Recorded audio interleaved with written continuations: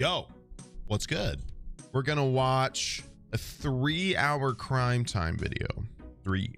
Now, the upshot is that it's from the Explore With Us channel, which, if we remember, is the channel from that one time where the narrator was abysmal. But I've been doing some thinking about it.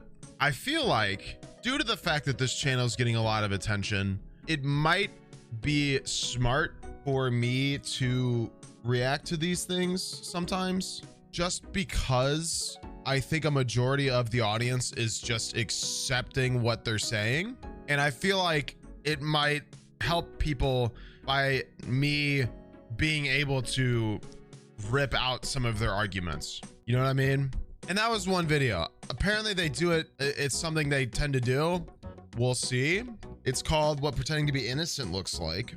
I mean, it's 3 hours of content. I might be able to make fun of them the whole time, which is more content. And I might be able to destroy some misinformation. Let's get it.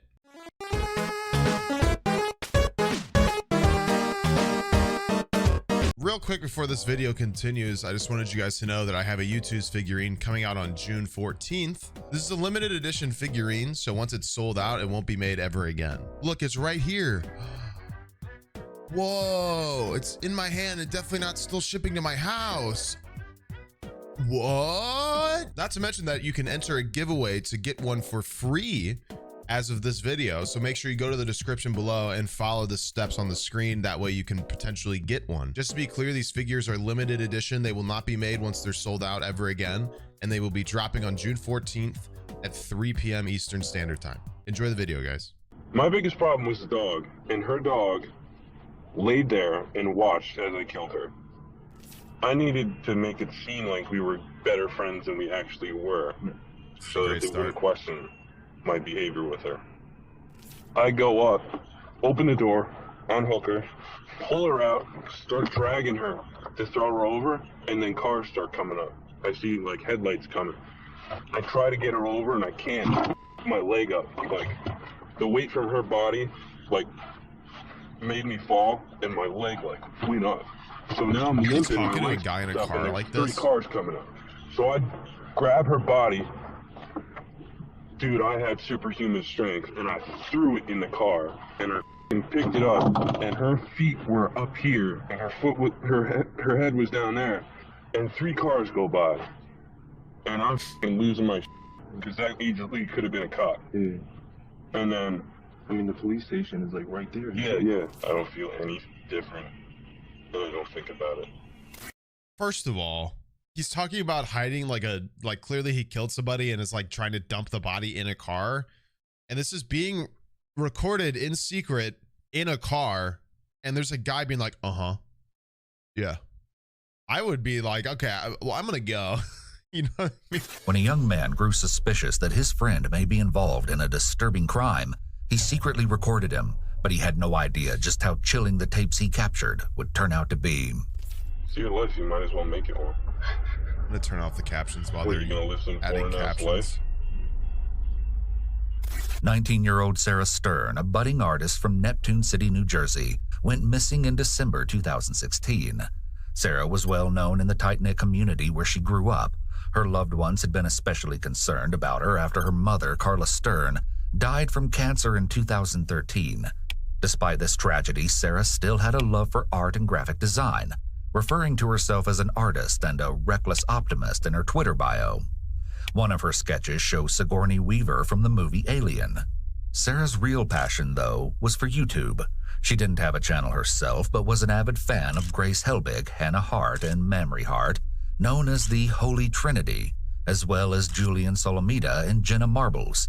She would even travel long distances just to attend conferences with people who shared her interests and meet some of the YouTubers she liked.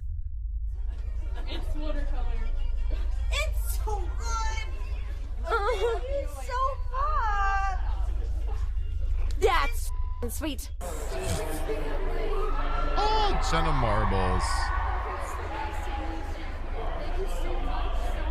In December 2016, Sarah's father, Michael Stern, who she lived with, was away in Florida on vacation. The two exchanged a few text messages back and forth, and everything seemed normal. On Thursday, December 1st, Sarah texted her father about when he was heading back home from his vacation, and he told her he would be heading back by Saturday morning, just a few days away. As if they would like take a moment to note the way that Sarah and her father talk to each other in these messages. As if like they didn't include this actual texting, and someone would be like, I don't know if I really believe this whole crime thing. It's not like they're saying it's real. I don't know. Maybe if they said it was real, I'd believe it.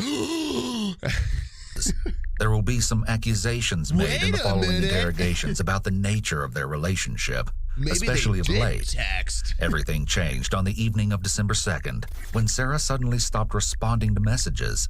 Her last message was an upbeat response to some photos of Disneyland her father sent, saying, "Wow, the castle looks so pretty with the lights." But after that, she stopped replying.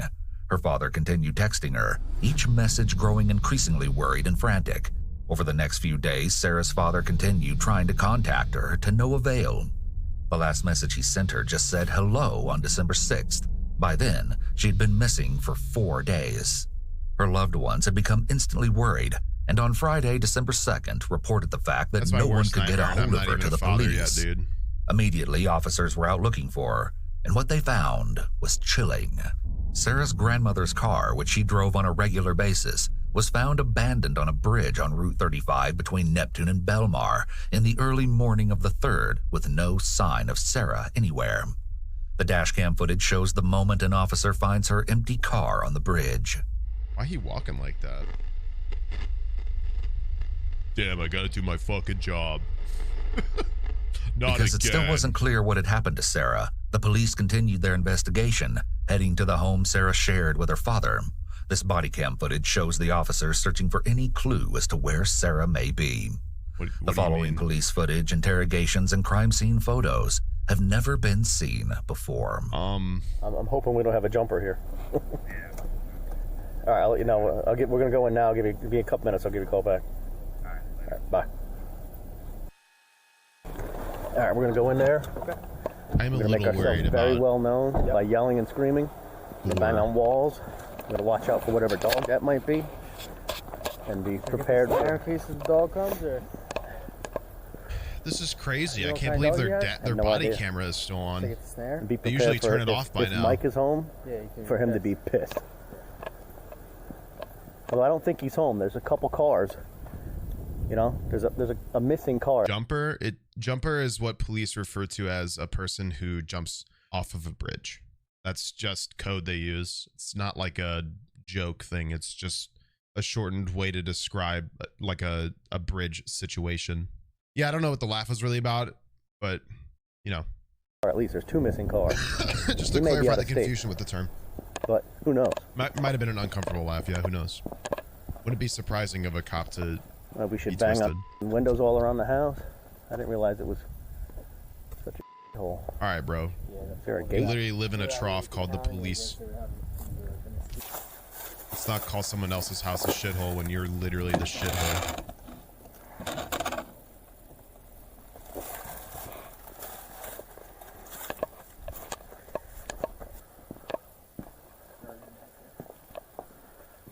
Wow, I had no idea he lived like this. Ooh. I said Sarah's house. This is kind of wild. I don't think I've watched one with police cam footage. Because usually they don't have it on. You got somebody in there? Nah, I think that was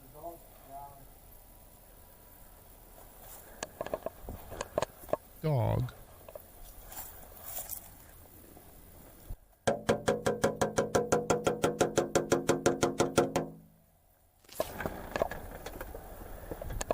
Just announce yourself real well. Neptune City Police! Hello? Hello? Neptune City Police! Hello? This is crazy. They entered a house Neptune City Police! with Hello? a warrant, announced themselves, and have their body cam on. I wonder what the association with them following the rules is. First. Weird. Dog's in a cage right back there. Hello? It's the police department. Hello? Anybody home? Announce yourself, please. Hello? Hello? Anybody home? Police I'm department? a little stressed. I don't know what's going to be shown. Anybody here? Nothing so far. I feel like I'm watching a VHS horror show. That door's locked. That's not good. Hello? That door's locked? Got one locked door. Police department. This was 2016, I think. Maybe. I'm looking for the doggy. Ooh, a treat for the doggy. A treat for the good doggy. Look at a good doggy. Oh, the puppy. I'll stick it to the cage. There you go. I know, you don't take food from strangers, but... got no problem eating it. Well... What the hold on. Is that a giant Donald Duck poster? What the... Wait. I have to move my camera. What is that? What did they give Donald, bro? Man is seeing some shit. What is that? Well, that's awesome.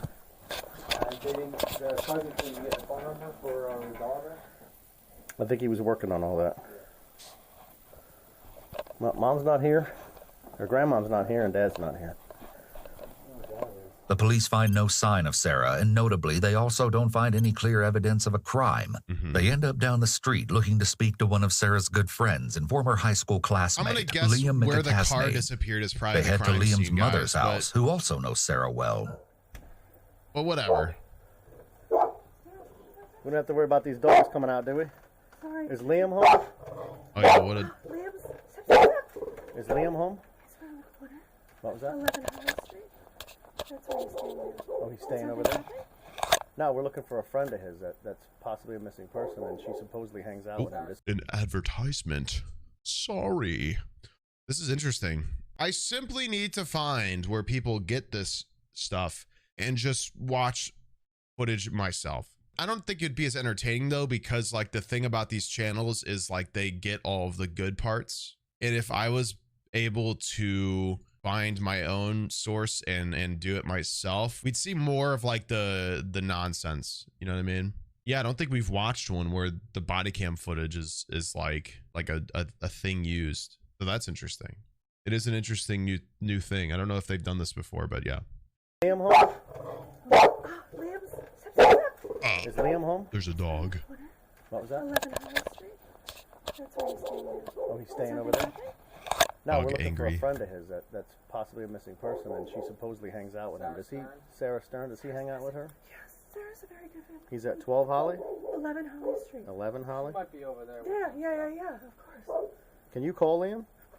If you don't mind? The officer comes across another neighbor who also knew Sarah. Yeah, we're trying to find Sarah. Well, she's supposedly calling Liam to see if Sarah's over there.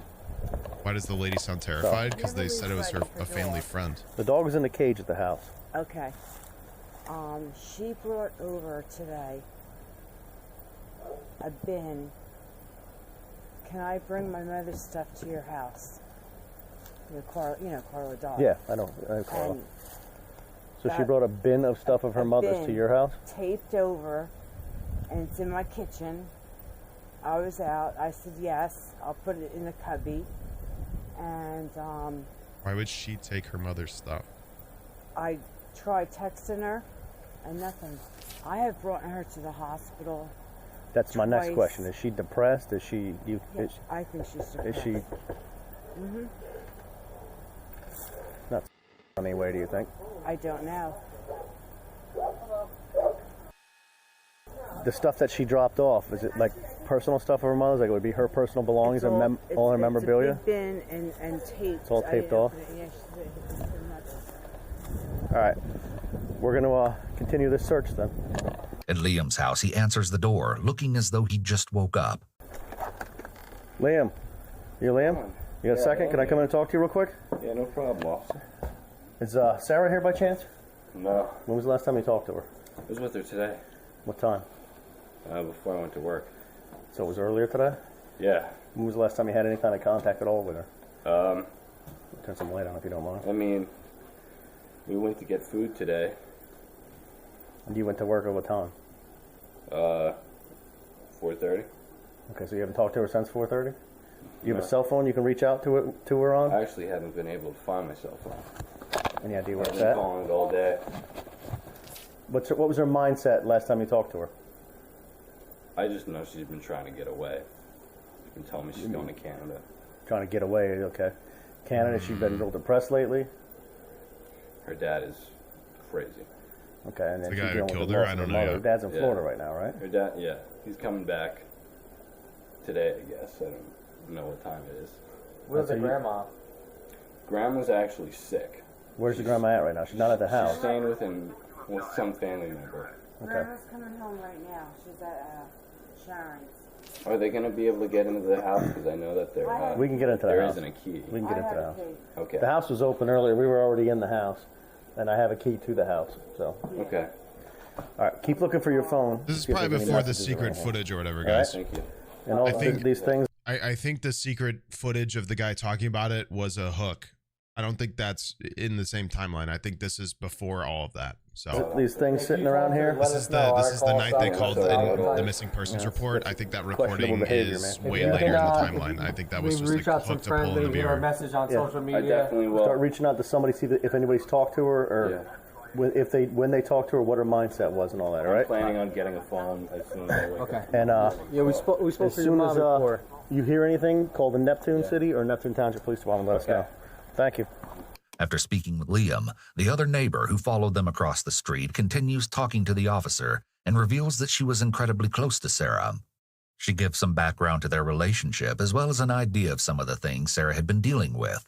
She would never leave without telling me she was going to Canada. Or never. Here's. I'll bring you up to speed on what we have so far. Her car was found with nobody in it. We're trying to find out why her car was where it was and make sure she's all right. The car's registered to Grandma, who's 96. Yeah, I know. Initially, we tried to make sure Grandma was all right. We know Grandma's staying with a neighbor now, and now we're trying to find out, make sure Sarah's all right.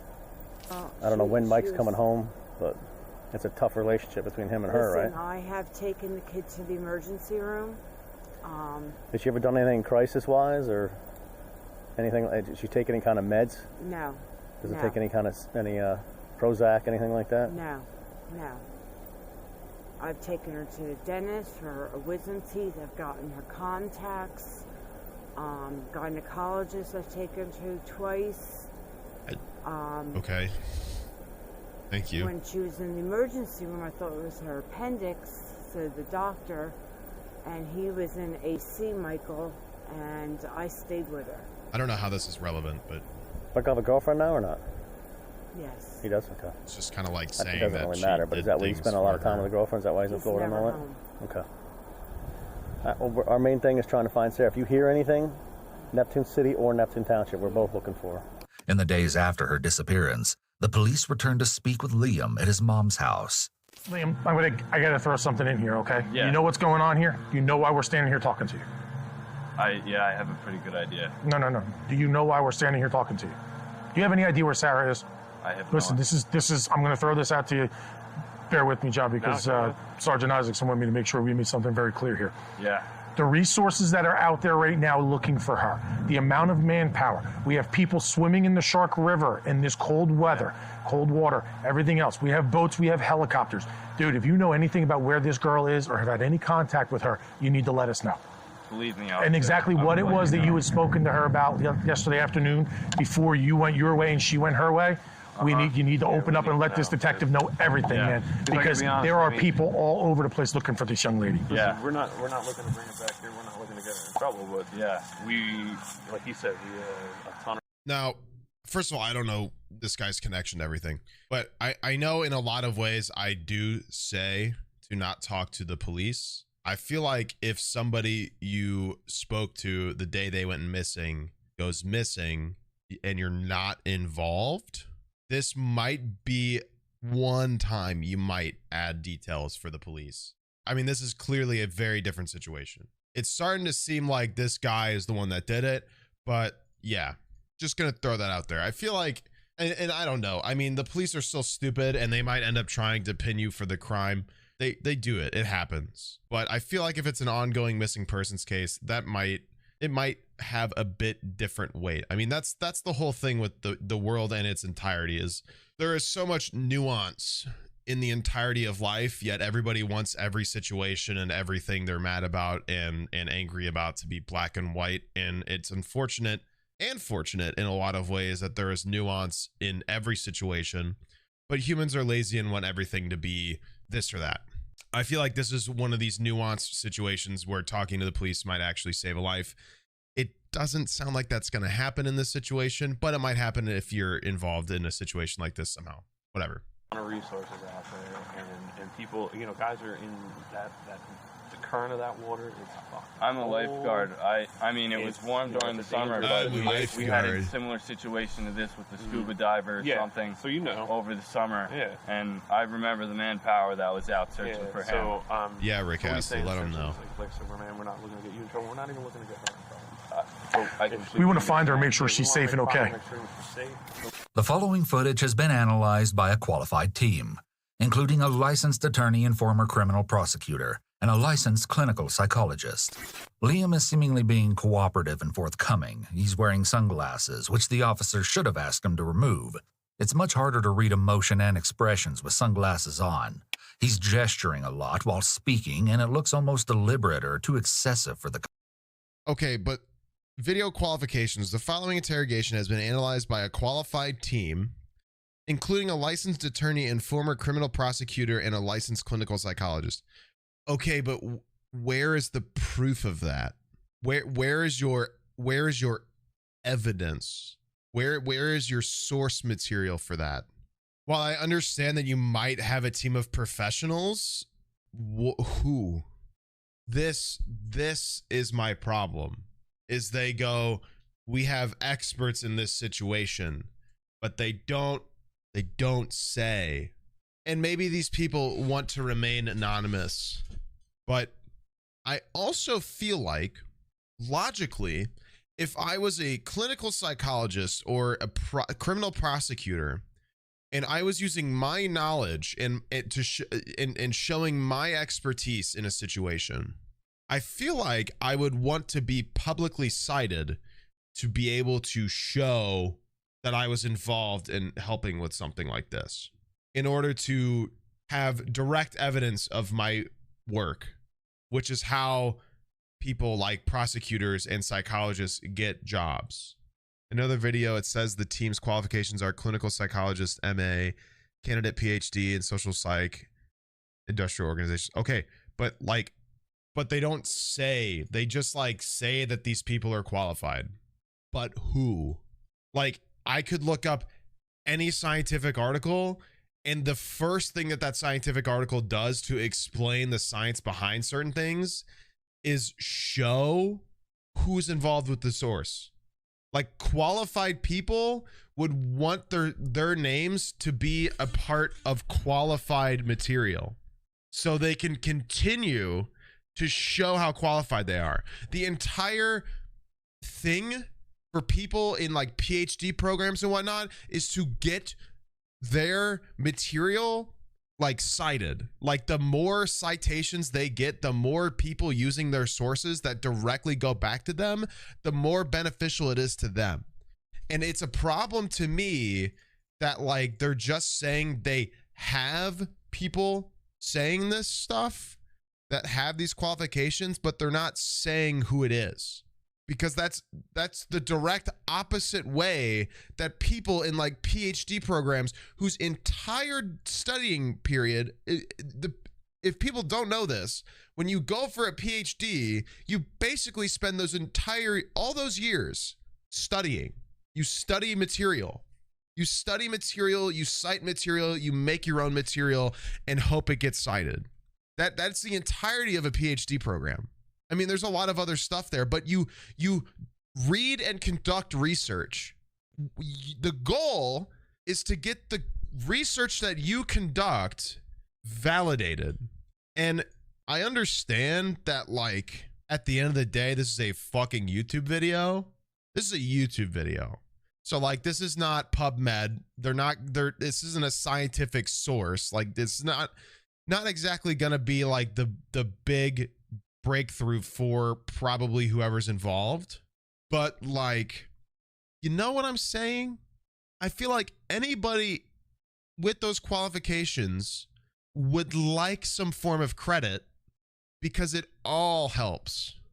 1.3 million people have seen this video. Look at that. Do you think a licensed clinical psychologist wouldn't want 1.3 people to see their name on their analytical like observations? This is what bothers me. And I guarantee you he's gonna and he already started this. He's gesturing a lot while speaking. This is not a proven thing. This is not a proven tell. Gestures and micro expressions are not a form of catching lies. People who are nervous might do them more, but there is no guarantee here. There is zero guarantee here that this is a direct tell, that they're not telling everything. This is not a direct scientific fact. Like a lawyer, a criminal prosecutor cannot go to court and say during the police interview, they could tell he was lying because he made plenty of gestures. Talk to half of the ethnicities in the entirety of the world who talk with their hands all the fucking time. So many cultures talk with their hands. Like, that is so circumstantial. No legitimate prosecutor is going to use that because that's just literally circumstantial evidence. So somebody who is a former criminal prosecutor or a licensed attorney wouldn't make these claims. You know what I mean? Like, it's just not a consistent form of catching deception. a lot while speaking, and it looks almost deliberate or too excessive for the context. I went to work, got home from work, got drunk with my buddy, and then I had a knock on the door at 4 o'clock. This is So yesterday afternoon, around like 2 o'clock, I think it was, right? Yeah, between 1 and 2, we went to Taco Bell. Let me ask you, did you have your phone around then? Liam sounds winded and nervous. He's nodding excessively, which is either a self-soothing technique or an attempt to try to appear more truthful or... So Liam's the one that did the crime. And we can tell because the narrator is spending all this time analyzing everything Liam does, right? But spends no time talking about the neighbor who was nervous and sounded upset and was over-explaining and oversharing and adding details that were unnecessary and speaking nervously. This is a hindsight bias perspective. I mean, the narrator clearly already knows what happens in this case, so he's going backwards and like using his knowledge to analyze the expressions of this conversation, except he doesn't do it for everybody else because he already knows the facts of the crime. I mean, think about like 3 things off the bat. 1, he drank last night. He might have shades on because he's hungover as shit. The sun hurts when you're hungover. It depends on how much he drank. He might be very hungover. It might change how he talks and his speech patterns and his gesturing because he's hungover. 2, he's talking to the police. Nobody likes talking to the fucking police unless you're a fucking psychopath. It's never fun. It's nerve-wracking. Most of the time the police do some stupid shit. Like most people don't want to talk to them. And so it's nerve-wracking, which might explain erratic behavior. 3, if he didn't do the crime, if we think about it in the sense that his friend is missing, if he didn't do the crime, which it sounds like he did based off of the bias analytical nature of the commentator for this guy, his friend is missing. I don't think he's going to be in a very like stern, serious, like to the point talking mood. Nobody close to the case is going to be. So why spend all this time saying all of these things are a proven fact of this guy lying when everybody else close to this case who's not involved with it does the same stuff? But you decide to spend all this time analyzing this guy's behavior because you know already how the case plays out. But instead of spending all of this time using your proven facts to show everybody else doing it, you're showing just this guy doing it because it's interesting content that lets you extend the video more and makes you seem more valid than you are, without citing the people who do serious work, without showing legitimate proof that this is a thing that is actually used as evidence, which it isn't, all while not doing the same for everybody else involved in this crime. It doesn't make sense. Like, it's not only not a way to prove guilt in court, it's not a way that cops can prove suspicion. And also there's like literally minimal, if no, scientific evidence that like gesturing and like nervousness when speaking to especially the police is a form of deception. There is minimal scientific evidence that is most likely not accurate. That's where hindsight bias can be dangerous. It's not necessarily a bad tool. We can use hindsight bias to look back into things to do stuff better going forward.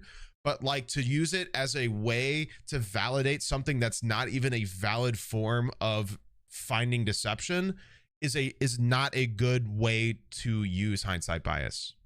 I'm sure it'll go uphill from here. Convincing in what he's saying. In the past, she has had a tendency to have self-destructive behavior. I actually know that. How long ago? Years ago. I mean, nothing you're gonna say was gonna get you in trouble, but yeah, you know, the cops gesturing a lot too. Does she use alcohol? Does she use any kind of drugs? And listen, like I said, man, it's not gonna get her in trouble. It's not gonna get you in trouble. We just kind of need to know what maybe her mindset was like. Well, I've drank, I've smoked with her in the past. Okay. Marijuana, I'm assuming. Yeah, okay. I worked until 10 o'clock. Okay. I was supposed to work until midnight, but I got off at 10 o'clock.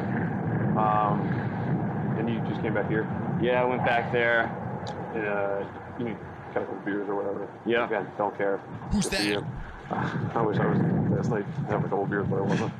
The officer says, "You had some beers, good for you. I wish I was having beers." While this exchange could build rapport, that doesn't seem to be necessary, as Liam is freely chatting with them. Instead, this comes off as unprofessional and inappropriate. They may be trying to be relatable and non-threatening, or they may view him as a kid whose good friend is missing and feel sorry for him. No. No. Building rapport is like always necessary for them to get information. Like, they're just because he's chatting with them doesn't mean he's like giving good information. Like, the rapport building is always going to be used by the police. However, he's not been cleared as a potential suspect, which is why they're going to build rapport. At the rapport. beginning stages of this investigation. The entire tone of this interaction is not ideal. Neither is Did she say anything to you about where she was going to head off to? Yesterday when you guys left, whoever is the team of experts, I think most of them need a new job, man. Or I would love if they put their sources in their comments and be like, this is multiple scientific articles showing how gesturing and nervous speaking towards the police is commonly used by suspects. It's really a mystery where their source material is. It's almost as if they didn't put it there on purpose. Each other yesterday. How did that conversation end? Is what I'm trying to get at. All right, Sarah, talk to you later. I got to go to work, or really much it. Okay, I'm heading to Canada. I mean, did she give you any of that? I know Nightmare Before Elm Street was on. We were hanging out. I said, I got to go to work. I'll see you later. I'm going to be late. I left. The officer is leading Liam and feeding him answers. He's also asking multiple questions before letting Liam respond. This makes the interview a little confusing and chaotic. He's speaking over him and not really listening. He seems rather inexperienced by the way he's conducting himself and the interview. And you were in her car? Yeah. My car was at her house, though. I drove to her house. That's actually a pretty good point, mainly because police, they're usually supposed to be very succinct about their answers. They're supposed to be very, like, singular in order to get a direct answer for each question, unless they're trying to get certain things. I mean, I'm not mad about this guy tracking the cop. That's a pretty fair observation. I think the other thing is a little ridiculous because, of course, they're going to build rapport, especially if they don't know exactly the full case yet. Now, if they had the evidence that we saw earlier, and already knew that that was this guy, then that would be different, but they don't, clearly. So like, yeah, that's not a bad observation. I have to go to the bathroom. I'm going to keep playing the video though. Helped her move that stuff. Yeah. You guys jumped in her car, went to Taco Bell. Well, reverse order. Drove there, went to Taco Bell, came back, and then moved the stuff. Oh, okay, I got you. I'm sorry. Yeah. Yep. So she kind of just said, all right, I'll talk to you, or just, I'll give you a call tomorrow, nothing. She didn't say nothing else. Yeah. This is a perfect example of why officers should not ask leading questions. Liam is able to just respond with yeah instead of having to state what was said when he and Sarah parted ways. This is critical information that Liam essentially got an out in answering, as they did it for him. Liam sits on the porch with his roommate, Preston Taylor, who is also friends with Sarah, an unnamed friend, and Liam's mother. The police have been looking into Sarah's background and interests, and one of the officers asks about the YouTube channel she's been watching. I just pulled it up. I'm going to be honest with you. I just pulled it up on the car. Yeah. And I'm watching this, and I'm going, okay, there's one of two things going on with this woman. First of all, she's high, which is a really good possibility. Yeah. And she's talking about making ugly Christmas sweaters with bells on it and shit like that. Does that sound familiar? Is that basically what Sarah's following around? Helbig. Helbig, you're saying, right? Yeah. They sit in front of a camera doing a little podcast type of thing of her talking about stupid. That's exactly. Oh God, what have I Okay, just so that was the right on? page. The way the officer... Hold on. With, first of all, This is a perfect example of why officers should not ask leading questions. True. Liam is able to just respond with yeah instead of having to state what was said when he and Sarah parted ways. That's actually true. This is critical information that Liam essentially got an out in answering, as they did it for him. That's actually a Liam good sits point. on the porch with his roommate, Preston Taylor, who is also friends with Sarah, an unnamed friend, and Liam's mother. The police have been looking into Sarah's background and interests, and one of the officers asks about the YouTube channel she's been watching. I just pulled it up. I'm going to be honest with you. I just pulled it up on the car. Yeah. And I'm watching this, and I'm going, okay, police. there's one of two things going on with this woman. First of all, she's high, which is a really good possibility. Yeah. And she's talking about making ugly Christmas sweaters with bells on it and shit like that. Does that sound familiar? Is that basically what Sarah's following around? Helbig. Helbig, you're saying, right? Yeah. They sit in front of a camera doing a little podcast type of thing of her talking about stupid. That's exactly what they do. Okay, so that was the right page. The way the officer discusses the YouTuber Sarah follows is very unprofessional, saying she looks possibly high and is doing stupid. The lack of professionalism is sees what the glaring, police and he do. comes across as almost a friend, not an officer interacting with potential suspects. We've said it a couple times. I'm going to throw it at you one more time, dude. Yeah. We just want to make sure she's okay. Nobody's going to get in any trouble here. Trust me, it doesn't matter to us what you're doing behind the closed doors.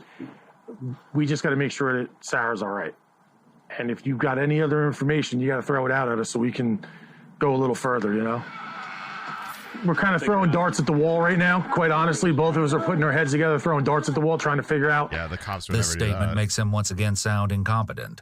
An officer should never show their hand at potential suspects unless Also they true. can use it to their advantage. Also true. A statement like this doesn't seem to do anything but make them look like they're desperate and have little to go on. Whether Which- true or not, that should Could be used on purpose if they know this guy did it. never be openly stated to anyone potentially involved. If you come up with anything else, Yeah. Mom's got detective's number. You got to call us.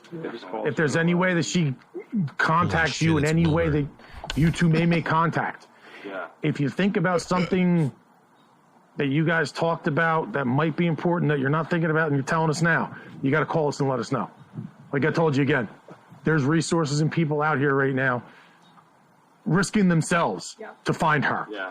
So I mean, I'm just. you want to do this job, now you put yourself in our shoes and what us and everybody else is going through. All right? Liam was then brought in to speak with police at the station. Jesus Christ, what was What that? everybody else is going through. All right? Liam All information contained in this video presentation is provided for entertainment purposes only and is not to be relied upon as legal advice in any manner in any jurisdiction. The authors leave any other conclusions to the audience. The author offers no statements of fact beyond those available through diligent private research or through information freely available in the public record. All footage not marked as actual footage used in this video is a dramatized and fictional reenactment. Oh boy. I like this giant blurb they put up for like a minute or a millisecond. The author offers no statements of fact beyond those available through diligent private research or through information freely available. What information?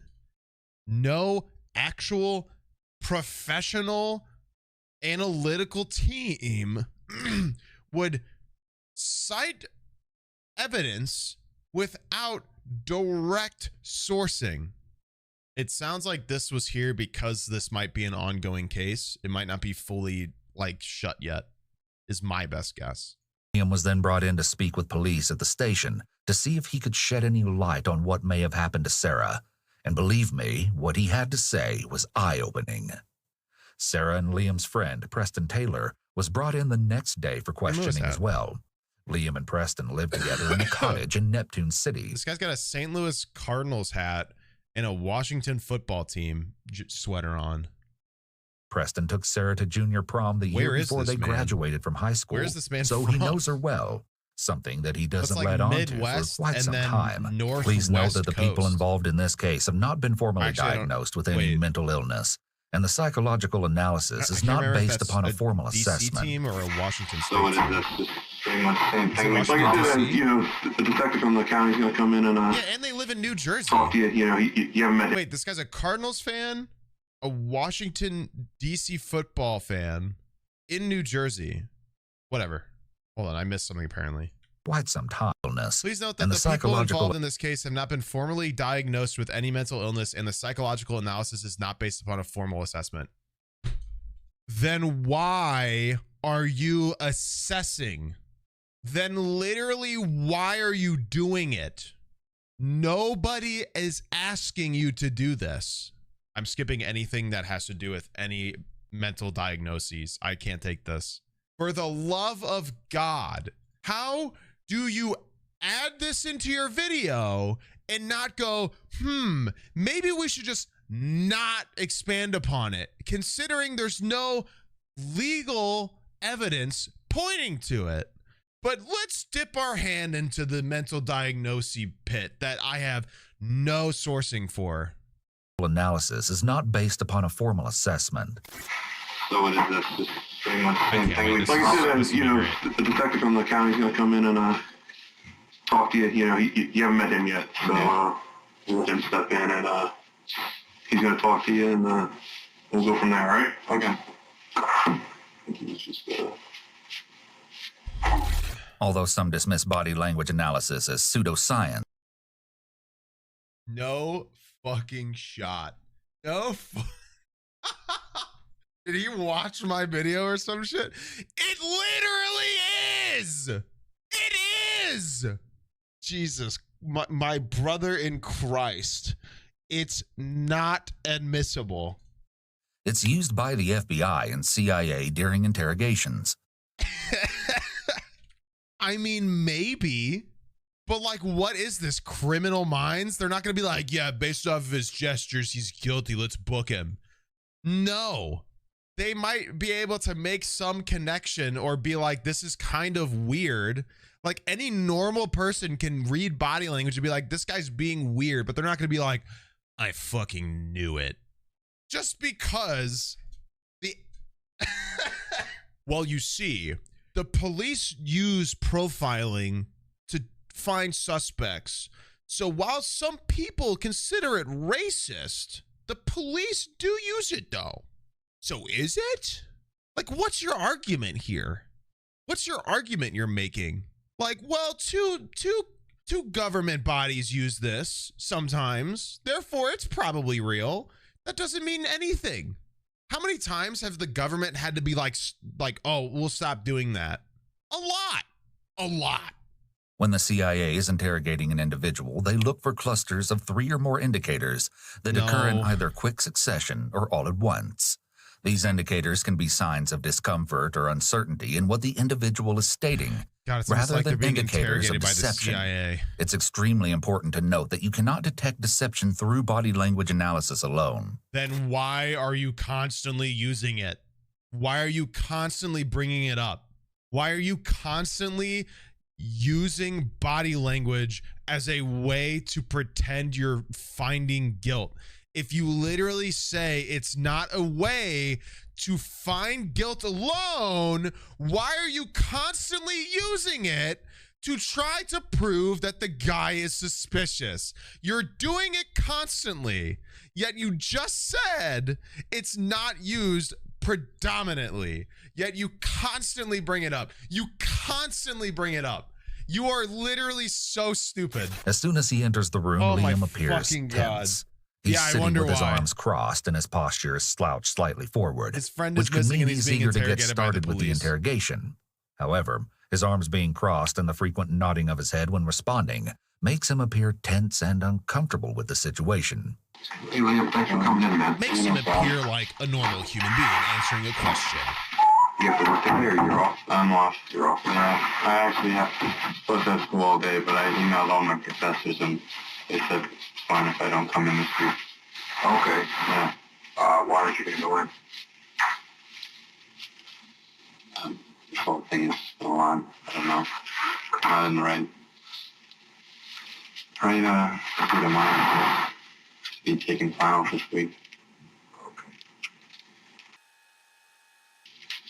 You've met John before multiple times. Yeah, I'm Ryan. I'm a detective with the prosecutor's office. Nice to meet you. I'm on Google Scholar. Actually, you know what? So for people that don't know, Google Scholar is a way you can look up scientific articles. Fun fact.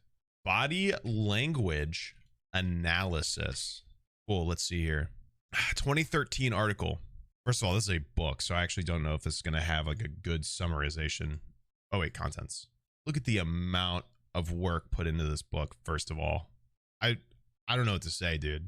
Unique collection of exemplary case studies in 5 chapters and 99 articles. 99 scientific articles are cited in this book alone. Presents the state of art on how body movements are used for communication around the world. Okay, this is not useful for me. Criminology, that might help. That's just talking about cultural body language.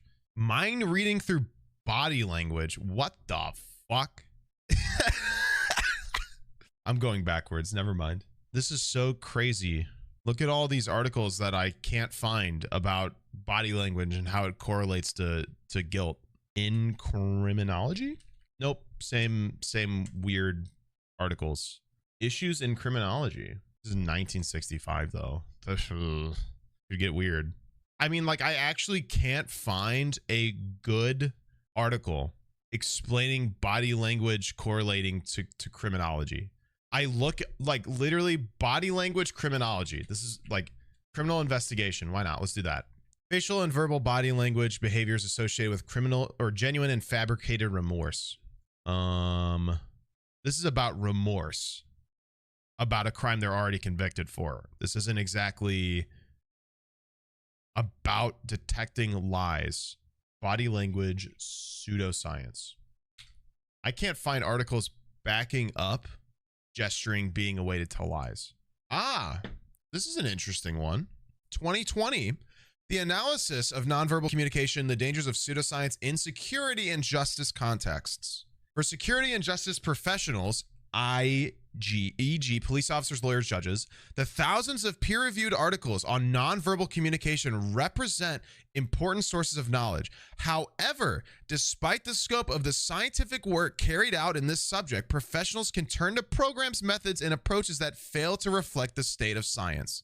The objective of this article is to examine, 1, concepts of nonverbal communication conveyed by these programs, methods, and approaches, but also 2, the consequences of their use. e.g., on the life of liberty of individuals. To achieve this objective, we describe the scope of scientific research on nonverbal communication, a program, spot screening of passengers of observation techniques, a method, the BI, behavioral analysis review, and an approach, synergology, I don't know if I said that right, that each counter to the state of science are examined. Each run counter. So they're examining these 3 things that are used that run antagonistically to what scientific articles are stating. Finally, we outline 5 hypotheses to explain why some organizations in the fields of security and justice are turning to pseudoscience and pseudoscientific techniques. We conclude the article by inviting these organizations to work with the international community of scholars who have scientific expertise in nonverbal communication and lie detection to implement evidence-based practices. Interesting. The first article The first article. Look at all these citations. Look at all these people. Look at all these people, dude. The source is from a book from Spain. Digital object identifier. Let me see. And it's in Spanish. Wait, it's not. Exciting stuff. For security and justice professionals, the thousands of peer-reviewed articles on nonverbal communication represent important sources of knowledge, including on the detections of lies or malintent. Lying, however, cannot be detected at a glance, as is often stated on the internet. The belief that gaze avoidance allows lie detection is a widespread misconception. Like the unrealistic expectations of the public towards forensic science, nonverbal communication has suffered from its popularity in television series. Example, Lie to Me, which does this a lot, which isn't valid, and other popular media.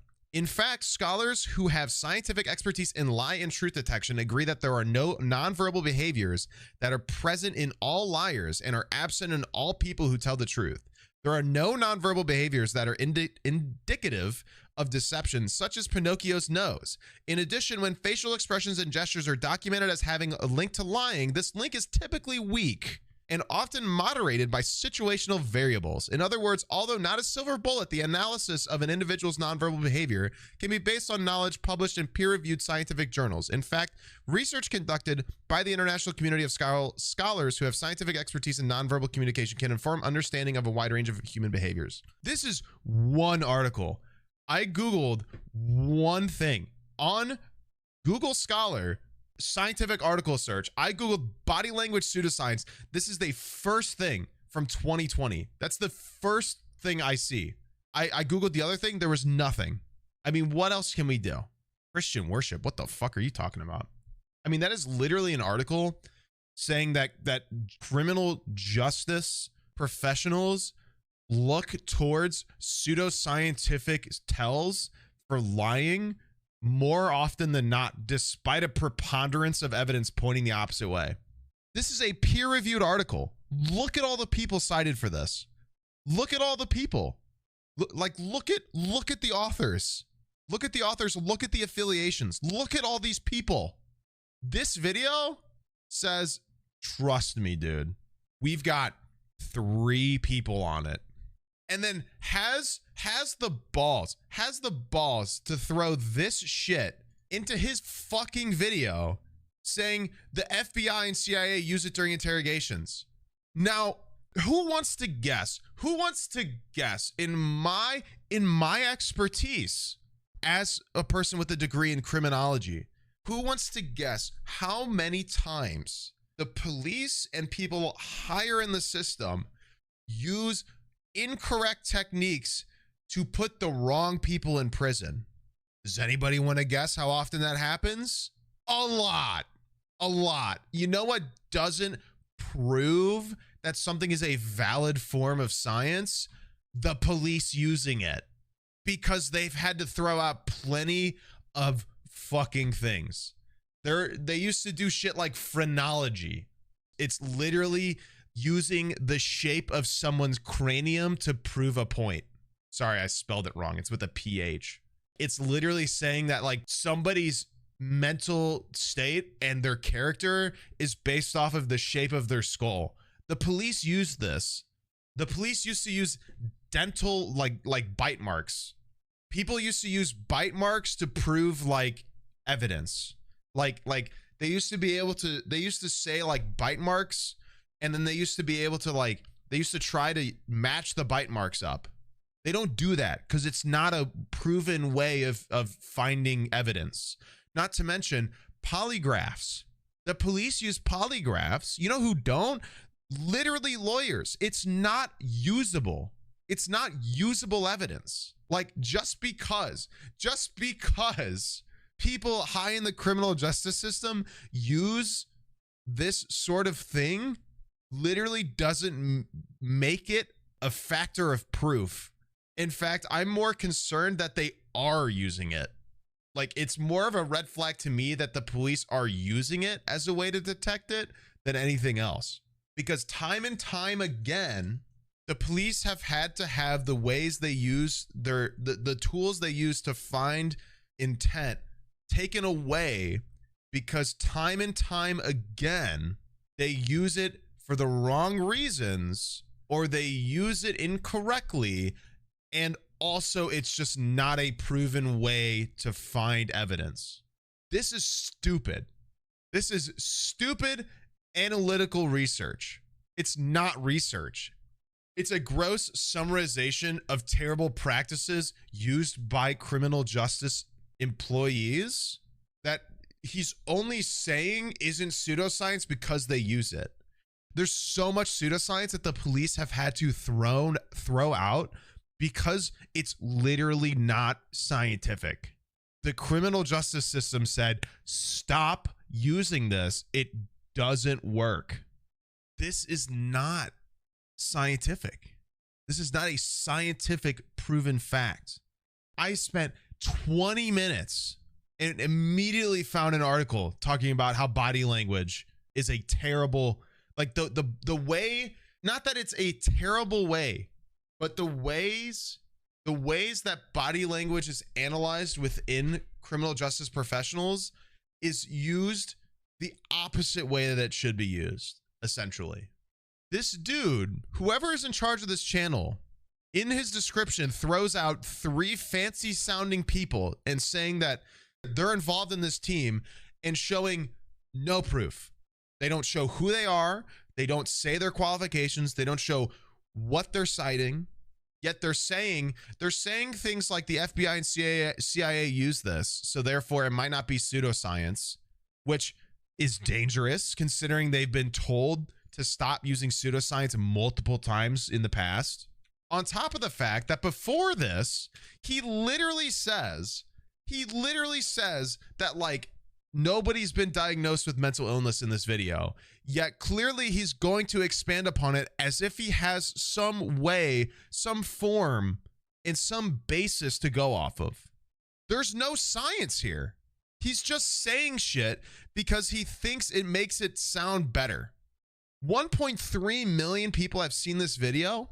1.3 million.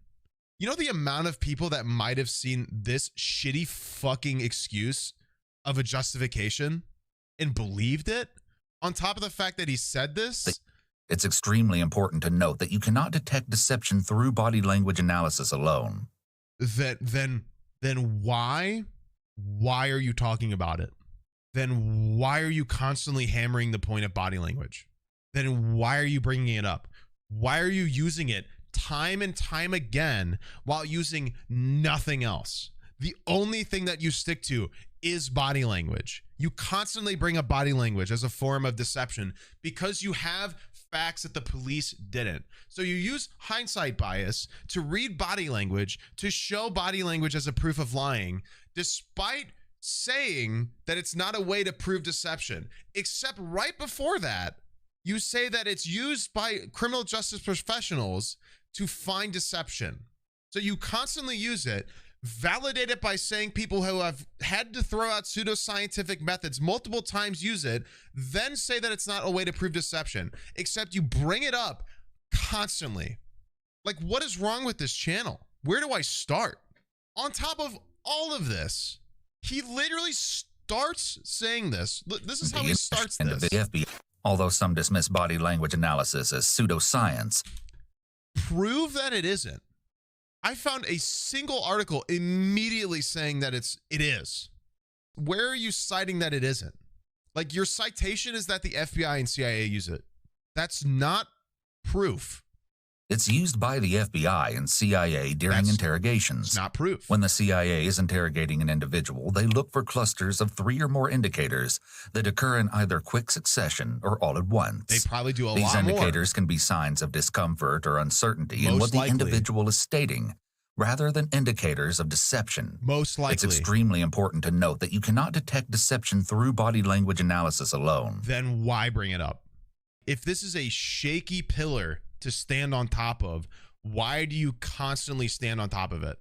This is not the first video from this channel that uses body language as a way to pretend like they know what they're talking about.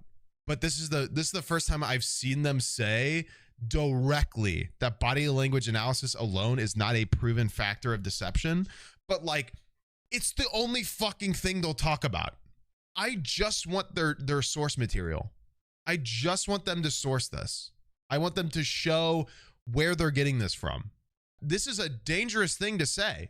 That article alone literally said that the glorification of body language deception has caused such harm within interrogative work in the criminal justice system that like scientists are begging people to stop doing shit like this. If you literally say that this is not a proven form, guaranteed 100%, then why are you bringing it up every time? Every time. Every time.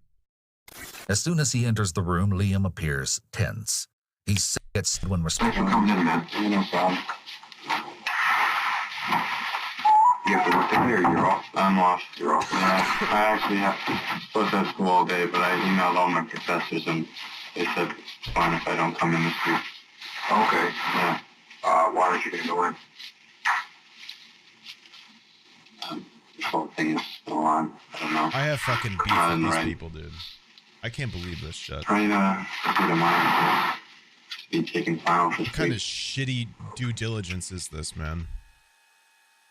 How do you pretend to be all fucking important and analytical about the videos that you create, yet you fail to Liam continues actually be nodding his head analytical? excessively This while is- the interrogator is Shut the speaking. fuck It up. may also Shut indication the of his fuck up. desire is a typical Shut up. indication. Shut up. Wait. Liam leaned of the investigator. Another indication of his desire to appear this way is that he shakes the hand of the investigator. Although a handshake is a typical appropriate greeting, Liam leaning forward and shaking the hand of the interrogators is another Note how this doesn't say actual footage. He's analyzing the dramatization. indication he's trying to come across as agreeable, cooperative, and submissive. We just want to talk to you. No, this is actual footage. I mean, literally, like, I might be talking about other stuff. This is definitely an interrogation, guys. Who do you live with? Okay, but he literally just said that a handshake is being used to be agreeable. He just said that his handshake is to appear agreeable and submissive to the interrogator. Like, once again, another example of like knowing how this scene plays out and like using your hindsight of the situation to make just like really absurdly over the top claims with no way of backing it up. My guy, that's a fucking handshake. That's a handshake, dude. Like, get over yourself. That is a handshake. You know what people do when they see each other and greet each other for the first time? They shake hands. Is this guy being submissive as well? Is this guy trying to be agreeable and submissive as well because he's shaking his hand? No. He's greeting him. That's what people do. They shake hands. But you're going to say this guy's doing it because he shook his hand. You're not going to say that this guy's saying it. Like, make it make sense, dude. Make it make sense. I live with my roommate. What, guys? Preston. Freud showed up for a second. Come on. Yeah. Yeah, we all went to high school together. Okay. Yeah. And where are you working now? Brennan Steakhouse, Neptune City. I also work at Tree Willie. It's a Christmas tree place in the wall. You go to Brookdale, you said? Mm-hmm. What are you studying there? Psychology. How long have you known? Maybe the person with this YouTube channel should go there. First grade. Since first grade. Yeah.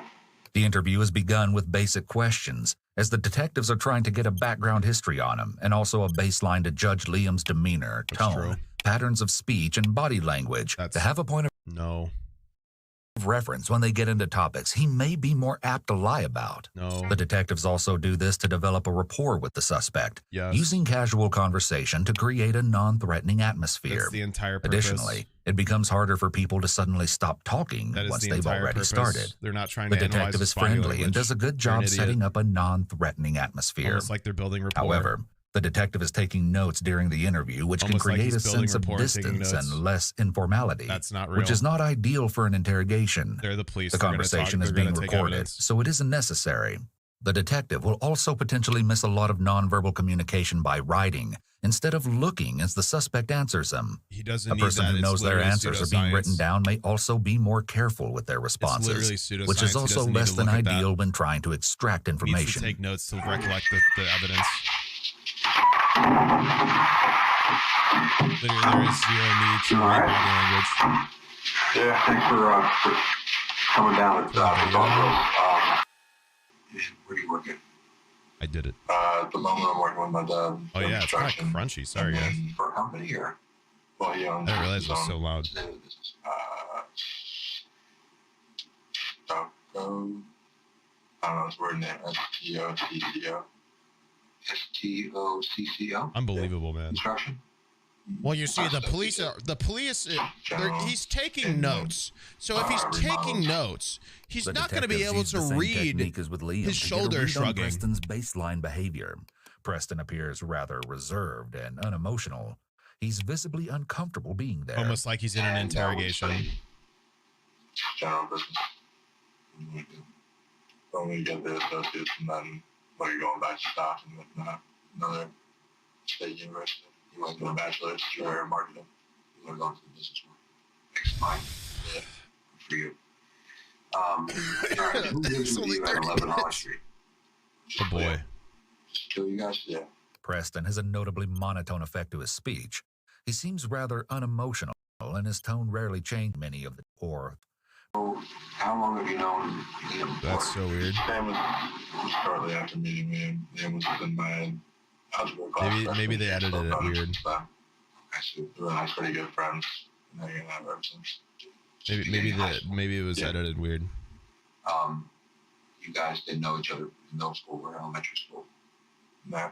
Did you grow up in Neptune? Not my whole life. Did you go to school with Sarah as well? Yeah, they were all the same friend group.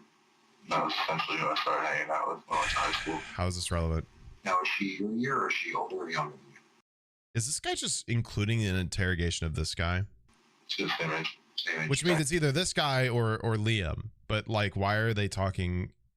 All right, we're gonna not 3 hours this because it's been 2. I'm a little over this guy quicker than the last time, and I don't think I could handle a ton of adding fluff to sound more important than I am without proving any evidence based off my claims. So we're just gonna like, based off of this guy's horrendous inability to not be have hindsight bias. I'm just gonna jump to whenever this guy's being interrogated. More over the summer than during the winter. I don't think the other guys. My best guess is the other guy's the one who filmed the secret footage, and I don't. He's just including it to be annoying. She was a bad chick, so I saw her. Dude probably has a billion ad rolls on this video. Was she ever your girlfriend? No. Making thousands of dollars, being ableist, an idiot, that she could be a lesbian. and a pseudoscientific That's supporter. what I've always thought. Is that right? Yeah. Never hooked up with her or anything like that? No, nothing like that. Well, body language, good form of evidence because police use it. Actually, it's weird. I'm smart. She just seems really like, what's a research? Immature. You know, like she's not interested in that kind of stuff. She's more interested in playing video games or based. Something like that. I don't know. Wait, did he say that she talk about her? Not interested. Seems really anybody before? No. Actually, is this guy saying that she's not interested in dating people? She's more interested in video games. Dude, nice. Playing video games or something like that. I don't know. Does she talk about guys? No. She actually gets grossed out. Gee, I wonder why. These are odd things to say about his missing friend, because he doesn't sound like he's talking about his close friend. But if we look at the context of the situation, Liam is sitting in the police station getting interrogated after the disappearance of his friend. Sarah is missing, and anyone close to her, or anyone who even casually knows her, should be very concerned about her well-being. But they're not asking questions about her disappearance. Given where her car was found. Do you know, did Sarah have a boyfriend? I don't think she's ever her boyfriend. Okay. What makes you say that? I just can't recall her ever What if we skip? Have you ever had any conversations with her about like? I'm just gonna. They're really interrogating this guy. Why? Yeah. I looked at him like, obviously doesn't happen normally. And it's like, I don't know, but they had some questions about Sarah and asked him what it was about. I'm gonna jump. No idea. I didn't go in. Stayed in the car. My God, dude, I don't even know, dude. I'm like this close to starting a fucking fight. This is like insane amounts of misinformation. Yeah. They have begun using the Reed technique of confronting the suspect with evidence related to the crime. That's fine. This will likely increase the suspect's stress level even more. Probably. And they hope this may cause him to get tripped up or ideally confess. Most likely. This is also a rather large detail to leave out in his prior accounting of their activities that day. Why did you stop at the bank? What did she tell you she was stopping at the bank? He didn't mention they stopped at the bank. Money. Okay. I don't know. She had found money in Avalon House a few months ago. And, you know, she has a lockbox full of money in there. I don't know. She was taking money out, putting money in there. A lockbox full of money where? In Carney Bank. How do you know? She's told me. What did she tell you about that? It's just that that's where her money is. The detectives bring up the money Sarah had as it establishes a possible motive for Liam. Actual photos, Initially, guys. Liam acts like he doesn't know much about the money, but as he continues to speak, he keeps revealing more and more details. The detective never throws out the possibility or asks if maybe she was killed for the money to get a response from Liam. Since money is such a common motive, it's a logical question to ask and puts more pressure on Liam, and seeing how he responds would have been useful. Notice how, like, when does this footage most replayed? Almost as if this is like the most relevant part of the video. It takes this channel 2 hours to get to their actual point, all while spending 2 hours using hindsight bias to really hammer in that this guy's the suspect by using literally fake scientific methods. Yeah. Also, the Reed technique isn't exactly a good interrogative method, like at all. This is a lot of coercive methods. This channel does a horrendous job of properly pacing their content. On top of all of it, they not only use ableist language, they use pseudoscience to back up their hindsight bias. They talk about out-of-date methodologies by the police and justify it by saying the police do it, despite the police constantly having to stop doing certain techniques, such as the Reed technique, due to the inaccurate nature that it can have, but feeling the need to mention it anyway because no normal person is going to question this explanation. They're going to go, oh, interesting.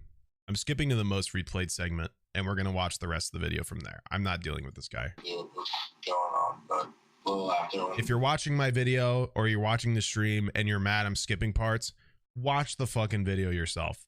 I guarantee you're not going to get more to go off of. This part is most replayed for a reason. I guarantee it, because this is like the literal only part they needed to say and include. They didn't have to do any of this. They just included the interrogation and did not cut. They just went between the two people. Literally look like it's YouTube has labeled it as most replayed because that many people just skipped to this part apparently. How sad is that? Come up in conversation a few times. And Maggie herself, she was dating Liam like early on in high school. So like they're still good friends. Maggie said that Sarah like ever did anything to herself. But Maggie would do it too. And we've reached out to Maggie and she's definitely okay. Preston also now offers information to corroborate Liam's theory that Sarah possibly took her own life. This may be something he and Liam discussed, and he realized he'd forgotten to mention it earlier. The detective intentionally sits in silence to see if Preston will elaborate unprompted, to keep speaking. What else would be important for us to know that we didn't miss? Those are really the only things I could think of outside of questions. Did Liam talk to you about our conversation with him? Did you ask him questions about it? Other than what it was all about? And how did he seem okay after talking to us? He definitely seemed like a little exhausted. He seemed excited. Yeah, like out of his words. God, it's almost like he's in an interrogation. Like a little out of his words. He'd be like, normal people in an interrogation would not be exhausted after an interview. Any other questions for us, or? They would, but go off. For you, I know your mom and your dad are out. I'll be there. Normal people wouldn't be tired of this stressful situation. Do you guys have numbers that I can take down? Yeah, I do remember. Yeah, absolutely. All right, thanks very much for coming in. I appreciate it. Thanks. Thank you.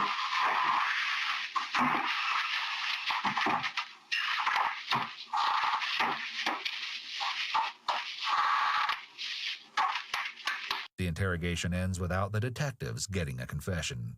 But this wasn't the end of the story, and what was about to be revealed was more horrifying than anyone could have ever imagined. It's almost like Despite you could have some just of the done suspicious this answers part. that both Liam and Preston gave during their interrogations, the police had no solid evidence to connect either of them to Sarah's disappearance. Well, so why'd you include all this part? At this point, why'd you it's wait still 2 unclear hours to what do had even this? happened to Sarah. Did she run away to Canada? Did she take her own life by jumping off the bridge? Or had something far more sinister happened to her? You already told us that. There was no sign of Sarah. You literally already showed that something more sinister happened at the very beginning of the video. Not that anybody's going to remember after 2 hours of actual fluff to get more ad revenue. No body, and no one was admitting knowing anything. The only thing that was clear was that something wasn't quite right with the stories Liam and Preston were telling. Sarah's disappearance remained a mystery for a few months and was investigated by authorities as a missing persons case. That is, until someone came forward with information that finally blew the case wide open. Gee, I wonder what it is. What are they questioning? Oh yeah, a lot. About what? About killing Sarah. Look at him smiling. They've been, they were up my ass. First it was just normal police. They were on my ass. And I had to go in and get interrogated by them multiple times. But then it kept moving up levels, and now it's a federal case. There's a specter in the car. They've got the FBI. So you've been laying low. They're vaping? Oh, No, yeah. that was a ghost, And bro. that's not even the worst part. Trust the worst me. part of it is I thought I was The walking FBI out uses ghosts 50 commonly in grand, 100 interrogations. grand in my pocket. She had one safe, and she took money out, and she only had 10 grand. And this money, I don't know if it was burnt or something. It's old money, terrible quality. I don't even know if I can put any of it in the fucking bank. Right, because it'll probably look sketchy, right? It looks sketchy, and it'll look like it's Sarah's money, especially if it's a Especially because it federal is. investigation. Right. If they're looking for the guy who has the f***ing old money. Then why do you still have it? Right, because it's probably like the old dollar bills. It's not like the new because the $100 bills are changed now. Exactly. No, it's from the 80s, dude. It's old. And then... So what, she found it in their house or something? You... Huh? She found it in their house? Yeah. kept it? Spent a lot of money. And So we killed her because she found a lot of money. I didn't even get a quarter of it. So you only got like, what, seven grand? You said? Somewhere around there. And you spent it all? No, I haven't even tried to do anything with it because it's in such bad shape. Yeah, you can't even use it. Like, I need to lay low and then maybe, like, tape some shit up and see if I can put it in the bank. So what, do you have it hidden? Yeah. Where'd you hide it? Yeah, maybe throw some scotch tape on it. Penny hook. First it was in my house for a long time, but then I stopped trusting Preston. Yeah, what's the deal with Preston? Was he... No, he's cool. He was... Did he end up, like, helping you with it or not? Oh, yeah. Sarah wasn't missing. Liam had murdered her. One of Liam's friends, Anthony Curry, had been interviewed by police that same December about Sarah's almost like disappearance. you showed that at the very beginning, ruining the entire 2 hours of potentially enticing footage. But instead, you basically showed it at the very beginning and have been constantly pointing to Liam as the suspect due to your inability to stop showing hindsight bias while making a 3-hour video and waiting 2 of those 3 hours to even get to the thing you showed at the very beginning, all while showing terrible forms of proof for 2 hours and irrelevant interrogative footage, just so you can have more ad revenue. He came to the police to tell them that he actually knew something about Sarah's case. He revealed that Liam had told him on Thanksgiving that he was planning to rob and kill Sarah for the money her mother had left her and that she had just found. He went on to claim that at first, because Anthony was a filmmaker, he thought Liam was pitching him an idea for a movie when he talked about killing Sarah. However, he soon learned that wasn't the case at all, and Liam had actually killed her. Anthony told police that over the past month he'd grown terrified of Liam and began to worry that Liam was going to kill him or hurt his family, presumably because of what he knew. 20. After revealing all of this to the police, Anthony was asked to secretly record his conversations with Liam, and he agreed. Anthony? A week later, on the 31st, Anthony secretly videotaped Liam. We can imagine that he was probably more than just a little nervous as he drove over to meet up with Liam, who he would soon realize was a cold-blooded killer, singing along with tunes to likely attempt to calm his nerves. It's good, money. What's up, bro? How you doing? How you doing? How you doing? Nah, I'm good. How I you quit doing? them. I was smoking a lot of cigarettes while I was tripping. Really? Yeah. I tripped for like 2 months straight. That's so cool, What bro. were you doing? Anyway, why'd you kill her? What you been up to? So anyway, what's up with that whole murder you did? I mean, what's good with you, man? What happened? Dude, you can't blame me for doing this, right? I gotta feel you up real quick, alright? You're good. No disrespect. I'll show you. No disrespect, okay? Nothing. Dude, that's hot. Yeah, I've seen it. I think I've seen this one. Ass, dude. I had planned Sarah's situation for me to be interrogated by cops. Like, that was whole part of my plan, to make me look not guilty. Wow, Like, what a genius. Did you end up throwing up? Like, Nobody's ever thought of You that didn't hear one. about it? It was all over the news. right, but I didn't know if you went through. Yeah. And the worst part is, we threw her off the bridge, and the body never showed up. It's probably frozen. It's probably. What do you mean the all worst way part? out That's in probably like the ocean. best part for And it's you. frozen, so she's not coming There's up. no anytime body, there's soon. less Her crime body's to go probably at off the bottom of. the ocean, or she got eaten by a shark or something. Not that that's a good thing in general, but that's like Bro, a this is good like thing a for him, movie. but whatever. Yeah. And, dude. Alright, so, I'm hanging out with her. She has. We went to the bank. She took some money out, not all of her money.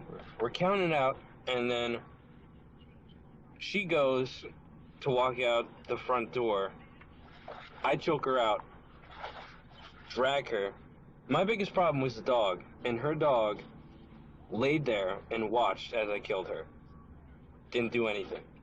Her f***ing dog. What kind of dog was Yeah, what kind of dog is that? It's like some. Was it a big dog? It looks like a beagle, but it's like the size of a Great Dane. Jeez. Nobody was there? Grandmother was No, there? nobody was there. Even her dad wasn't there. He was in Florida. Yeah, you said that. He was Yeah. there. So, I have to leave. I f***ing dropped my phone at Sarah's house. My phone was at Sarah's house. Like, Wait, you left your phone? yeah, I lost it. I couldn't find it. I had to go to work. I had timed everything out so that... Why did you take your phone? You should have left it in your f***ing pocket. Dude. What were you doing? Strangling someone? I couldn't find it, dude. It ended up being out in the driveway. Oh, it must have dropped out of your pocket. It must have dropped when I was crawling to the... This dude is methodical enough to plan out a murder, but too stupid to not shut up about it. He goes, the FBI is on me. Let me pat you down, kind of loosely, by the way, and then tell you everything. All while I know the FBI is after me. How stupid can you be? Get in the car. At one point, while the boys are talking in Anthony's car, someone knocks on the window and asks for a ride, which they refuse. Who's that? Yeah, I wonder why, because it's kind of weird. How do you roll this window down? It's over here. Can you guys do me a huge favor? Give me a ride like right down the road? Nah, I can't. I got so much in my back. I'm sorry. I can't. Really? Yeah. Please? Nah, I really can't. I'm sorry about that. Who the fuck does that? Weird. That's a crackhead. Yeah. She looked all fucking junky out or something. Yeah. Nah. No, hell no, I'm not giving you a ride so she could steal my fucking equipment and out of here. Hell. You don't know who you're talking to. You're back killing people, you're gonna ask me for a ride? Get the fuck out of here. Oh. And it seems that Anthony had good reason to worry that Liam or even Preston might do something to him or his family because of what he knew. You are the only person on this planet that knows, besides Preston. And Preston doesn't know that you know. And I think we should probably get back to our house. Because I gotta head back to Brooklyn. Word. I got work at 6 a.m. Because Preston doesn't like this idea. He doesn't like that you didn't just come to the house. And if he knows that you know, I don't want him, I don't want there to be a chance. I'm not no rat, bro. Yeah. You don't have to question it. I'm in Brooklyn. That's the rattiest person ever. I know you're not a rat, but we gotta play it safe. Spoiler, he was. It could be anyone, and I don't want Preston to think that he has to kill you and take you out because you are the only person that knows.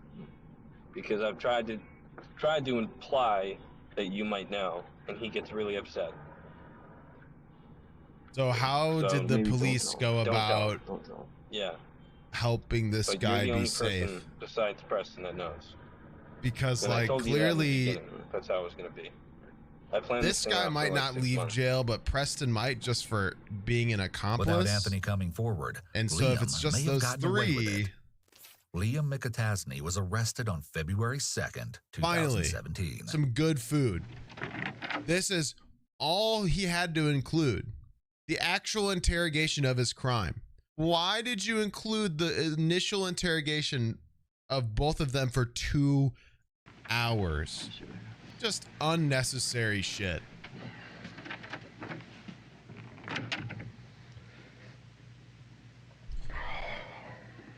As you can see, Liam was brought into an interrogation room in handcuffs. Up his flannel. What a weirdo. His demeanor doesn't look like that of a person who killed his childhood friend in cold blood. God, it's almost like he's messed sharing up. A meal together. Almost like he's and messed planning up. The crime for half a year. Almost like he's messed for up. A small amount of cash. Almost like he's messed up. up. He spends the next few hours sitting alone with his head bent, occasionally shifting in his seat. Investigators suspected that Preston Taylor knew a lot more about what happened than he let on in his initial interview. The police let so people he was marinate also for a brought in while. for questioning. While Liam remains quiet, Preston, on the other hand, finally had a lot to say. All right, Preston, you can have a seat right over here. We'll be right with you, okay, man? Oh, he's still got the hat. I don't go anywhere without my Cardinal snapback, guys. You know me. While Liam was handcuffed, Preston was not.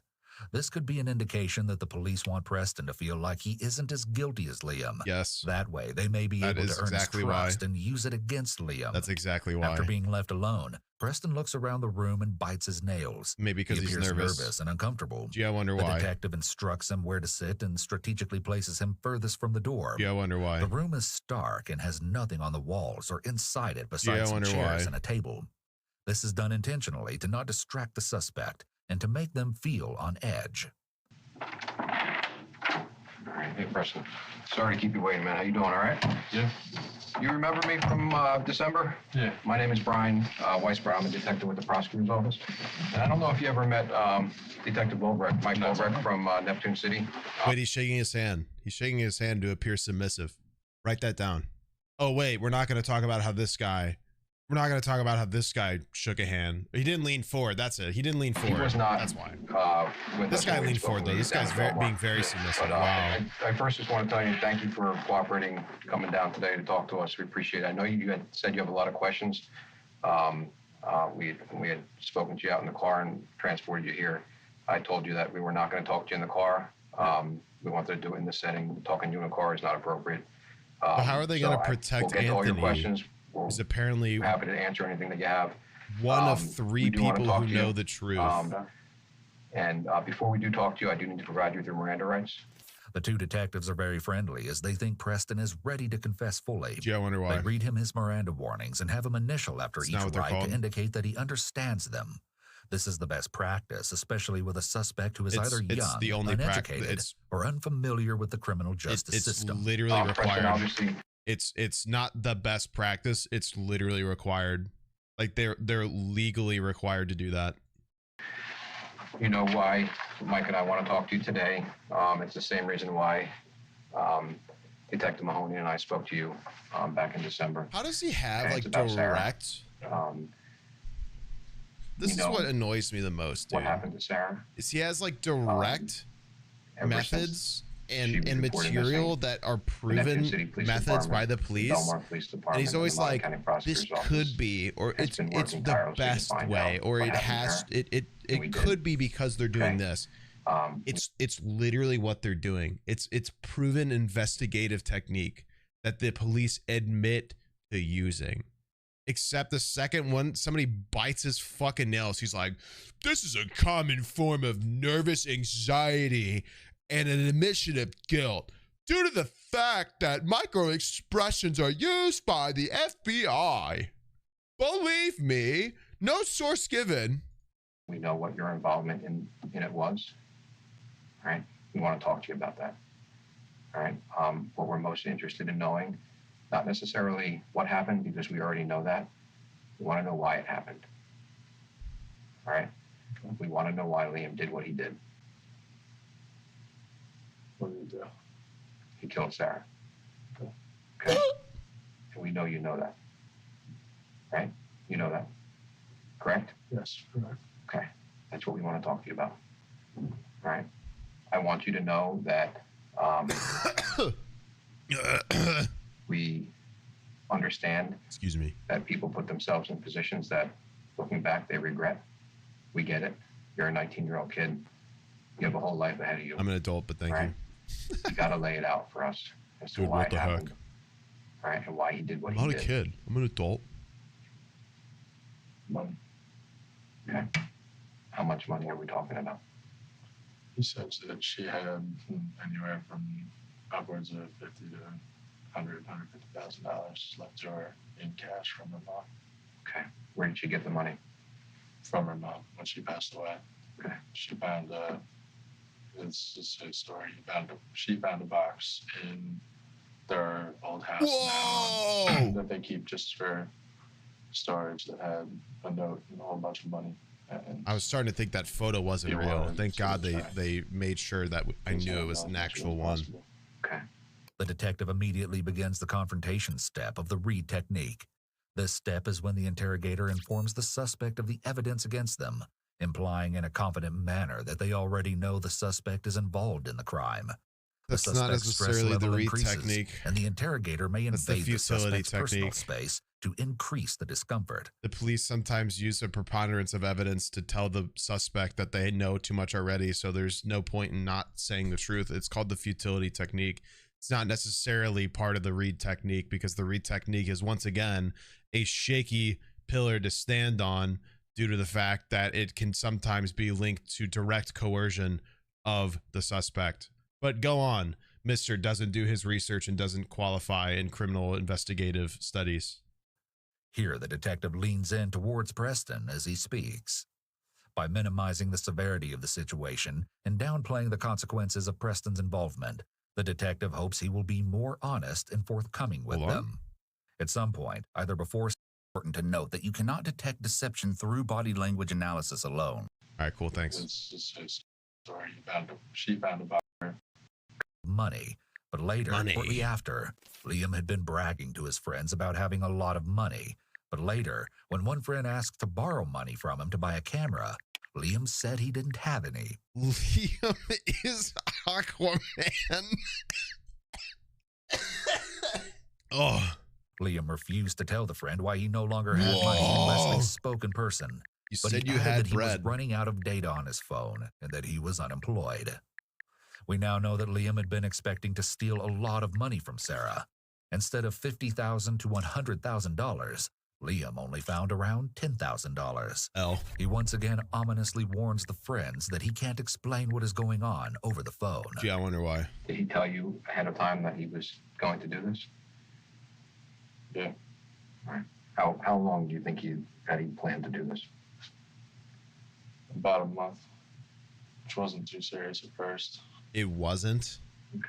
Do you remember the first time he told you You don't think a murder plot is serious? The first time he told me about it, him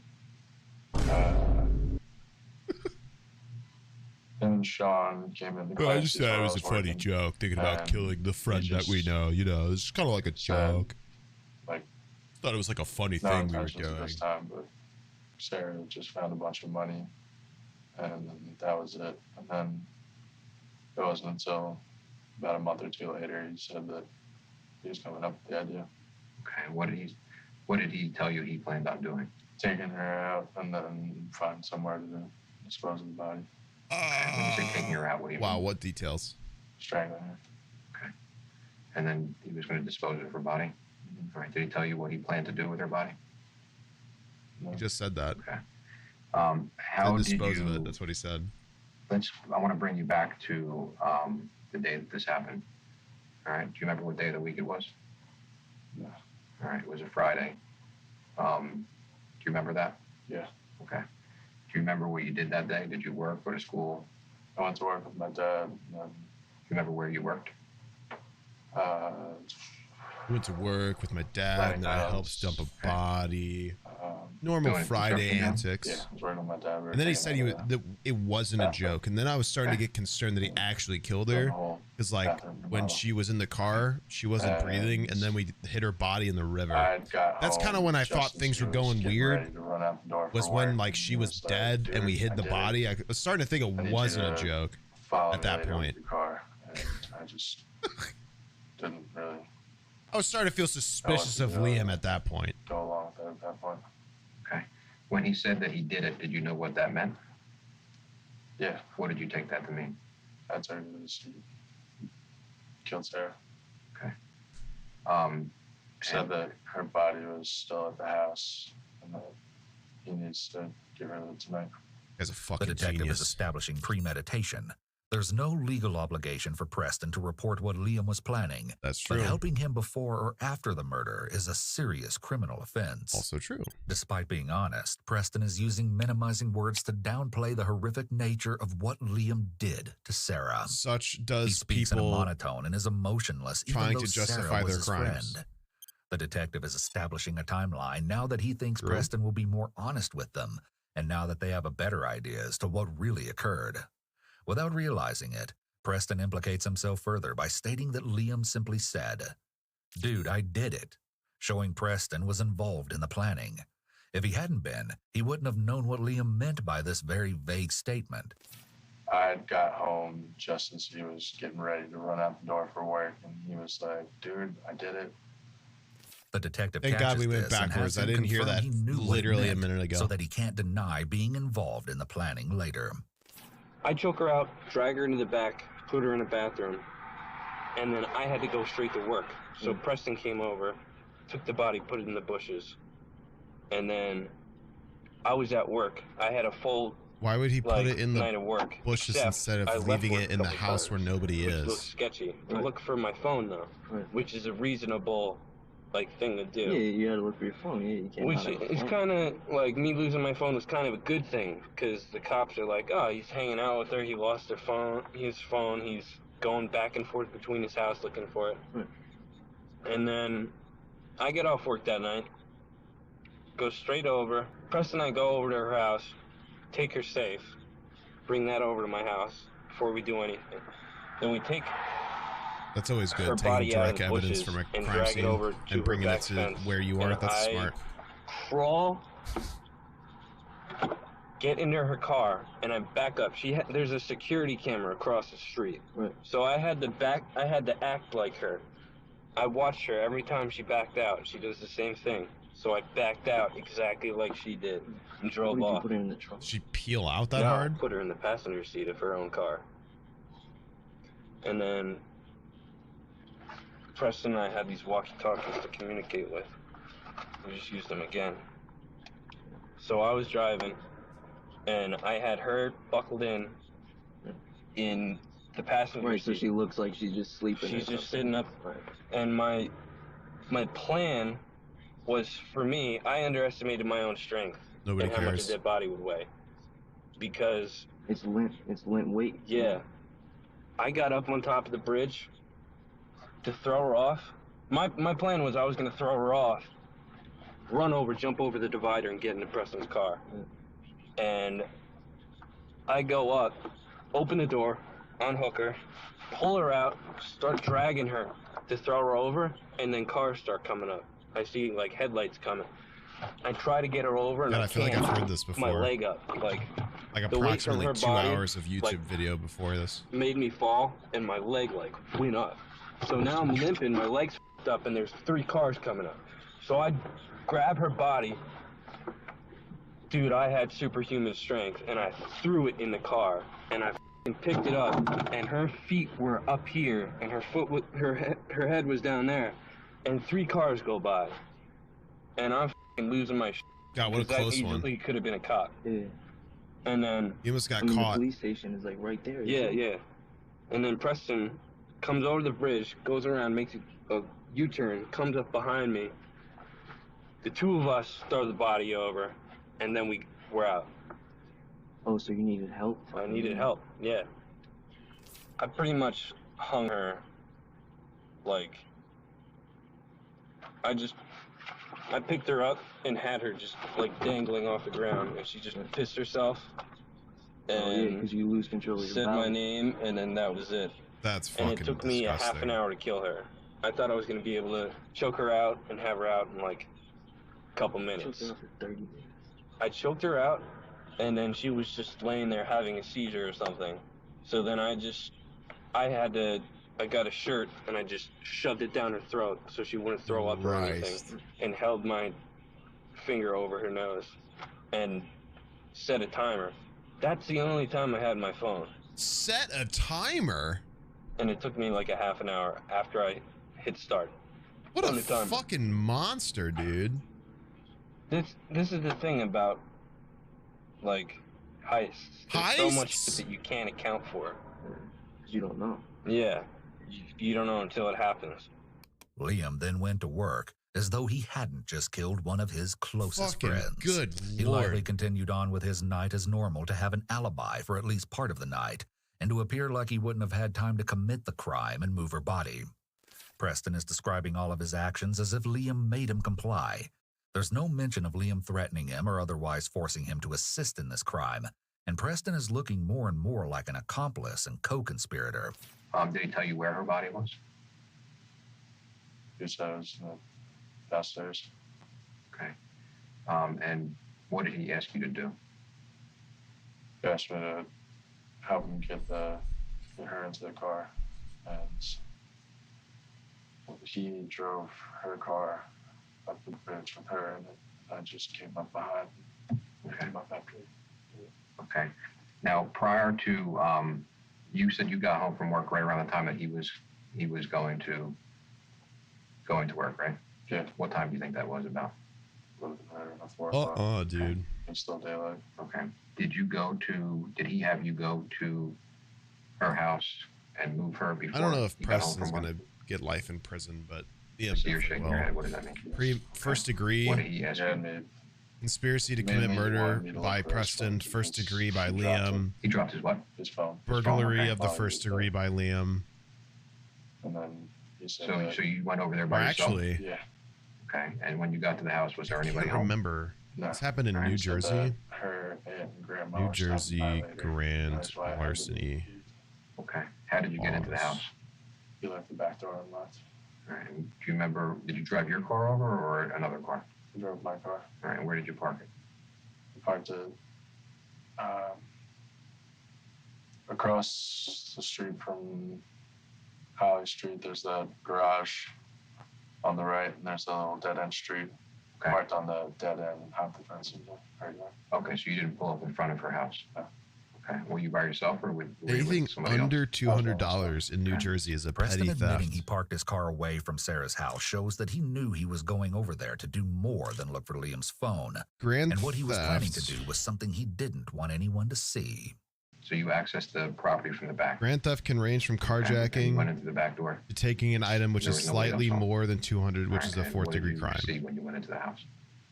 So, I saw her body in the downstairs back bathroom. Okay. And can you describe what you saw when you went into that area there? Just sounds like larceny to me. body just laying over the toilet. It was over the toilet? Yeah. Okay. And what was she wearing? Pretty jeans. Okay. Did you see anything unusual about her body? Did you see any? Her being dead. Okay. Breaking and Did you entering, see any blood? burglary, first degree murder. Did you see any bruising, any marks or Lots anything on her of body? lots of charges on Liam for sure. She was starting to turn pale and like a whitish purple color, but no like bruises or anything. Okay. And you went into the back door. Did you? The bathroom is right, pretty close to that back door. Yeah, as soon as you go in, it's all right. Right. Did you go anywhere else in the house? I went upstairs to look for Liam's phone, and I didn't find it. Where in the house did you go to look for his phone? I looked in Sarah's room and living room. So did you leave Sarah in the bathroom, or did you do something with her? No, I pulled her out back. Okay. Just set her over on the side.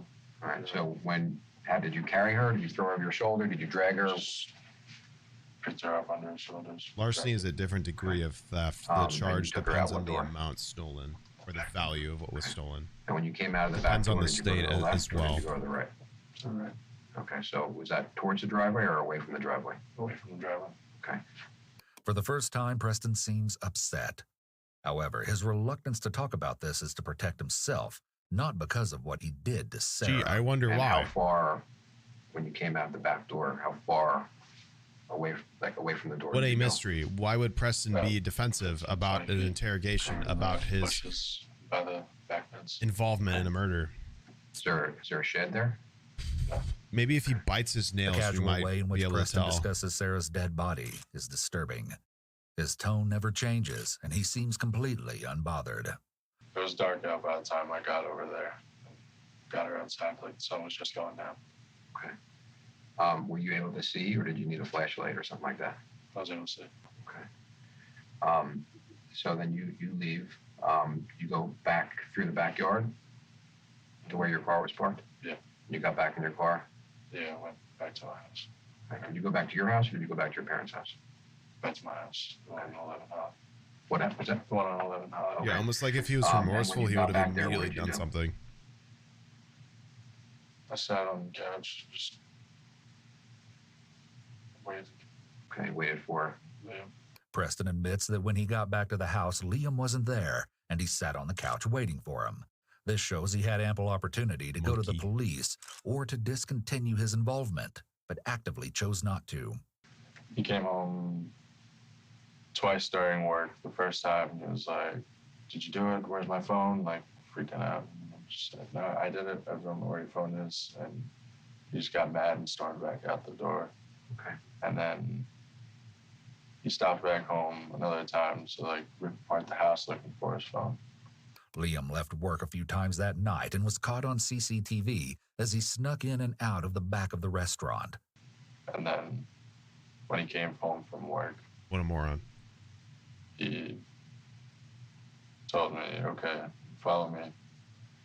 And we went over, You guys making a He lot of grabbed the unnecessary gestures. put it in If my only somebody car, could tell me if he was lying and then based off he of got his Sarah's unnecessary body into gestures Sarah's mid-police interview. took her car, had me go meet him, like, intersect at the bridge. God, there's so many gestures. I wonder if that's an admission of guilt. Please, When I got up to the someone bridge, he'd pause the already video and give me a red arrow or a red circle with over and- funny sounds and yellow text jumped for in my me to car. He completely jumped in your car? believe Yeah. without Preston question. now admits he had the safe they stole from Sarah in his car. Liam obviously trusted him with the money, and they are clearly acting in concert. Had Preston not been a willing... And they are clearly acting in concert. There he is! It's Nemo! I got him. A willing accomplice, Liam would have never finally, let him after hold all the these money, years, which was the motive for the killing. By saying that Liam alone threw Sarah over the bridge prior to him getting there, Preston is trying to make himself not criminally liable for helping Liam dump the body. The detective looks away and down at the table and puts his hand on his head. His body language indicates he knows this part of what Preston is saying is untrue. When he finally got off of work around 9 or whatever time it was, and he came home, you and him went back to Sarah's house. Is that right? How did you get to Sarah's house? We literally know. I drove in my car. I've gone the same way, the same place, the dead end. Okay. And did you park your car in front of Sarah's house on her street, or maybe he had an itchy ass fucking head, I parked dude. on that dead end behind her property. Okay. And you accessed her property from the back of the yard again. Yeah. Okay. Whoa! So you didn't pull up in front of her house, park in her driveway, and I walk know in. so much more. Why? So you didn't pull up, access her property from the back. Look at the size of this fucking pool, dude. Holy shit! Look at all these puny ass pools. Oh, there's two underneath my camera that aren't. Wow. Holy shit! Yeah. Real road. Okay. So you didn't pull up in front of her house, park in her driveway, and walk in. No. Why? Why didn't you do that? Liam told me that there was a camera. Because I didn't want to get caught. His house across the street to the right. Knowing about the neighbor's camera shows that they must have been staking out the area around Sarah's house. Holy shit, almost like it's premeditated. Well, and you said that almost like he said that they've been planning it for a month. Was Sarah still in the bushes? Okay. Was there anybody in the house when you guys went back there? Okay. What is the first thing that you guys did when you got back to her house? I'm just gonna email JCS and be like, "Hey, Went can I inside help?" to look for his phone again. Okay. And then he went upstairs to get the safe. Okay. Where was the safe? In her room, I'm assuming. Okay. Did you go with him or no? No. Where were you? I was downstairs in the living room. I would love to contribute to, where is the dog at this point? to accurate What is the safe analytical look like? true crime. Shows green metal, kind of like a Coleman camping style. Okay. How big do you think? Not that big. Like opened up like a laptop. Okay. And did you need a key to get into it, or was there a combination lock? It had a key, but we busted it up. All right. How did you bust it open? Just with a hammer and a screwdriver. At your house or at Sarah's house? At our house. Where is that safe now? Buried in Shark River Park. Buried in the Shark River Park? Yeah. Okay. Did you bury it or did Liam bury it? Liam buried it. Liam did? With the money? No. Where's the money? Money's in another safe. Where's the money? That he buried. The money's mine. Hartshorn Park. Like Sandy Hook? Yeah. Okay. Did you go with him to bury it? Would you be able to show us where that is? You know exactly where it's at? Okay. I didn't get a lot of money, but I had enough money to just be like living comfortably in my house, tripping, throwing parties all the time, doing whatever the I I see your want to do. Snapchat. You drinking. Shit Yeah, every day. dude. Every dude. Be careful though. Don't drink too much. No, man. I don't want you to like hurt yourself. I'm coming off a bender right now. I was just f***ed up from everything, all kinds of drugs. So cool. Cocaine, Adderall, whatever. Be careful. Shrooms, acid. Ibuprofen, aspirin. You can't do that too much, bro. Mucinex, No, dude. when your fucking mind in a mush. I was going crazy. It was just a experimental time. I've never really done a lot of drugs, so I just wanted to try it all out, trip a little bit, find myself. Oh, you did it, so just stay away from that. Yeah. No, seriously, because I don't want you to fucking be fucking stupid after all this. When you arrived there, Yeah, I wouldn't and want you a parked murderer behind to them be from Sarah's stupid. car, where was Liam? He was on the sidewalk, on the facing the back of the car on the right side. Okay. That would Standing suck. there, sitting there, what was he doing? They're standing there waiting for me to pull up. Why are they filming And this when you again? pulled up, They're secretly Was Sarah filming it. still in the Liam car? doesn't know that his friend in the car with him was Liam filming need him. help? Did you have And to help then Liam? 'Cause I know he Liam's said that dumbass he couldn't pats drag him her, he down needed help. because he knows the Did you have to FBI help is him looking for lift her him over? or Yeah, he on had her him on the up trying to find sidewalk. evidence, and then is Okay. just like How telling when his he friend saw everything. what, she was sitting there? Like Absolute, half out of the car. absolute Okay. So he was having trouble, it looked like. All right, so evil you helped genius. him lift her and throw her over the bridge? Okay. Was that hard to do physically to get her over the bridge? No. Preston changes his story. Oh. First, he claimed Liam threw Sarah's body in alone, but now he admits that he helped. Goodbye, Preston. Notice that Preston reenacts a throwing motion with his arms. He may not even be aware he did that, as people are less likely to lie with their body than their words. Do you know about what time Sarah went over the bridge? There's We know no what time evidence to we state found her that car. is a fact. There's literally no evidence for that. It's like 10:30, 11. You just kind of guessing based on There's obviously no the distance. consistent way somebody lies. Just There's literally no Okay. consistent Sure. tell for lying. Now, what did you guys do after that, like that night? What did This guy literally watched Lie to Me and said, I think I will make a true crime channel and base all of my knowledge off of what Tim Roth does in that show, because every crime show is so accurate, especially the CSI ones. CSI is totally just 5 people doing the job of an entire precinct, guys. I just want to make you know it's so accurate, especially the CSI videos. I mean, it's totally like 6 people that have the knowledge of an entire forensic team worth of people. It's definitely not like literally 50 fucking people that all are experts in one part of a forensic gathering of evidence that all come together to find direct correlation to crimes. It's like 3 people, one of them's cool, one of them's a woman, and the other one just is a badass. And that's completely how every CSI investigative team is. Okay, guys? Just want to make sure that's known. Totally accurate. you guys do? Did you guys party? Did you drink? Smoke? Yeah, we went back to the house. There's zero sarcasm in this statement. Cracked the safe and started counting money. Okay. How much money was in the safe? It was 10,000. 10,000? Yeah. All right. Did you see the money? Can you describe it to us? What did it look like? It was a lot of really old, beat up. Yeah, and make sure the money. woman is attractive, of course. Do you know why it was old and beat up? Duh. But also cool. That box and plays hard to get. What just was to the make nominations? sure that we know that she's all strictly business. She cares Now, about do putting you people know, behind bars. Did Liam tell you where the money came? Obviously, it came. Sarah But found it. sometimes But do you know where Sarah Jesus, was the keeping main money? character. Yeah, he said that she had safe deposit box. Okay. And what did he tell you about that? He said he had no clue how he was gonna get it, but he would. And I Oh God, really kill me. Yeah. In Minecraft. Now, the money, it was 10,000. Did how much of that money did he give to you? $3 grand.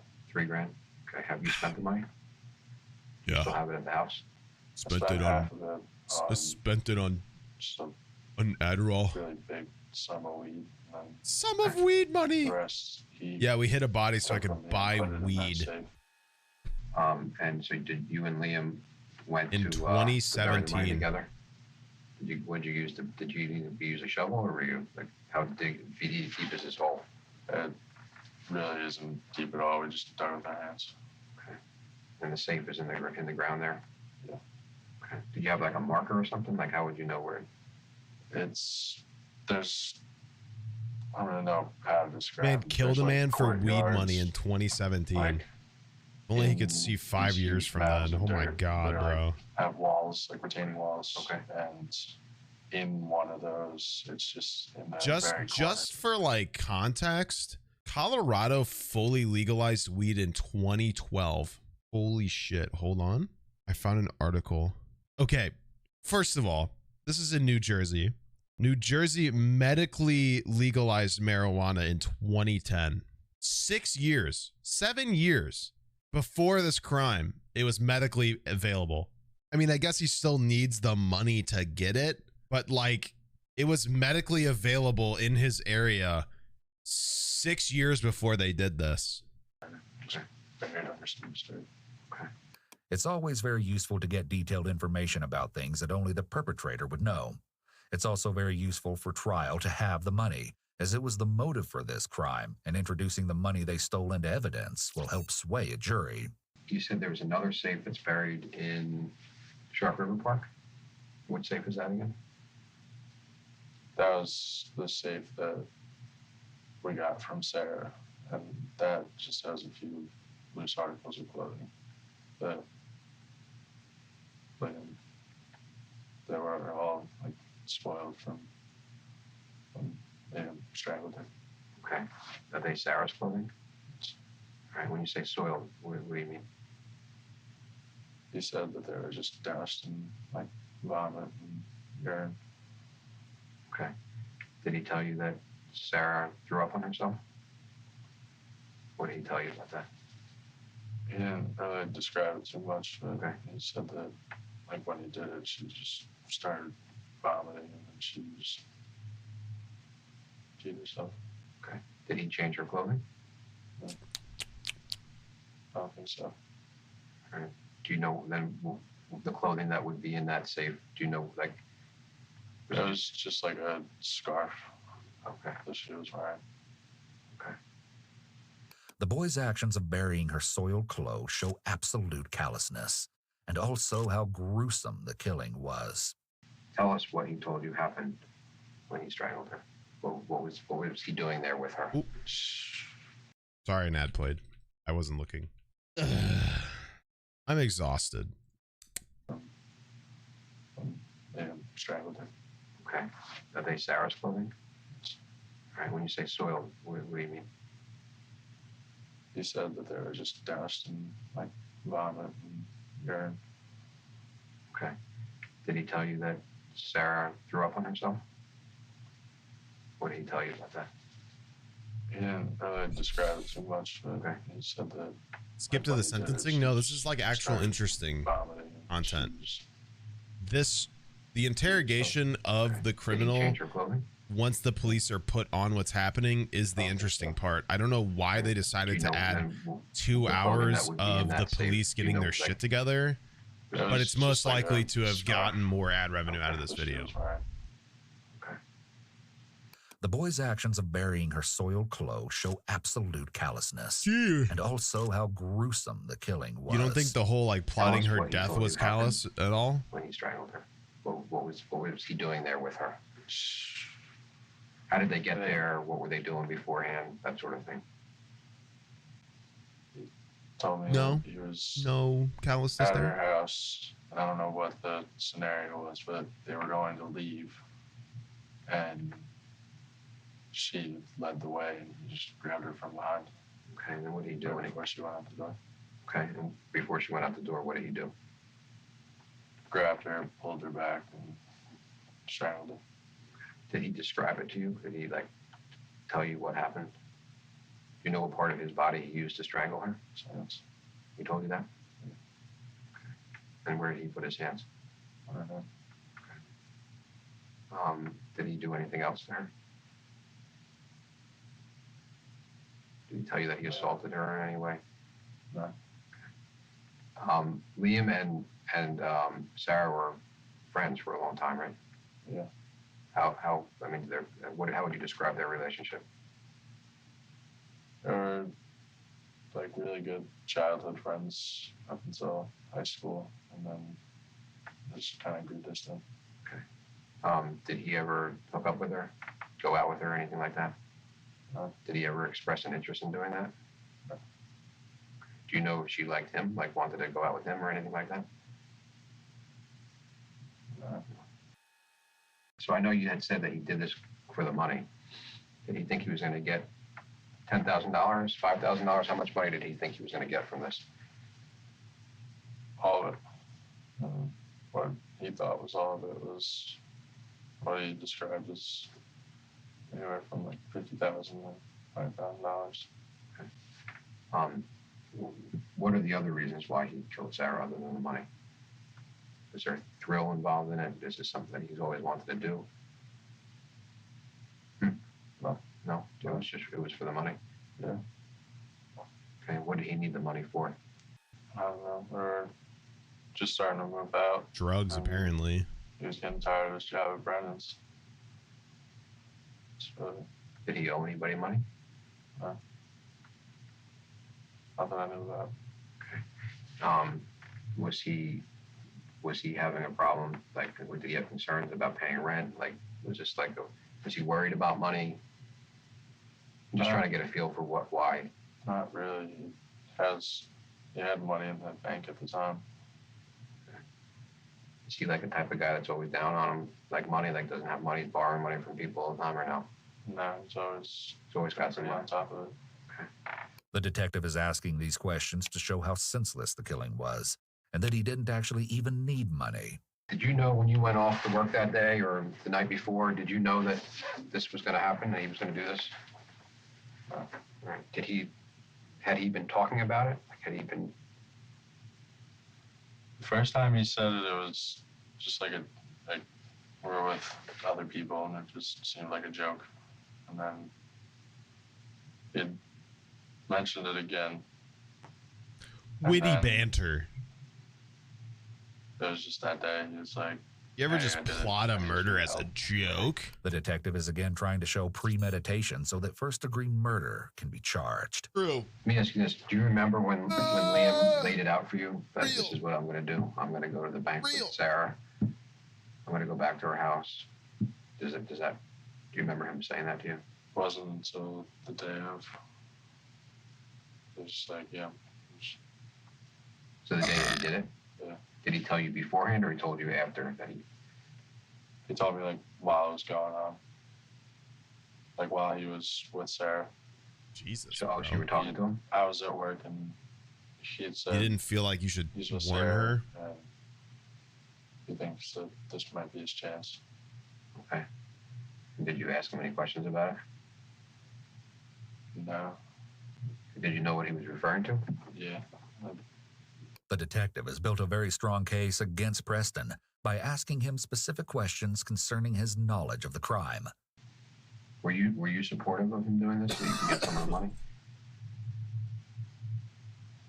Notice the extensive pause Preston takes before answering this question.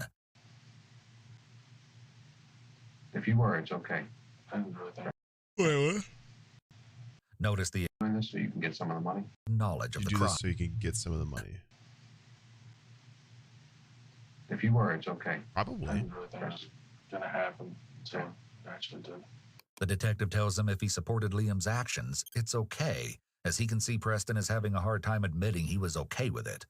Preston just says it happened. That's contradictory to all his previous statements that show this had been discussed and planned for months. When Liam came home from work that night, how did he look to you?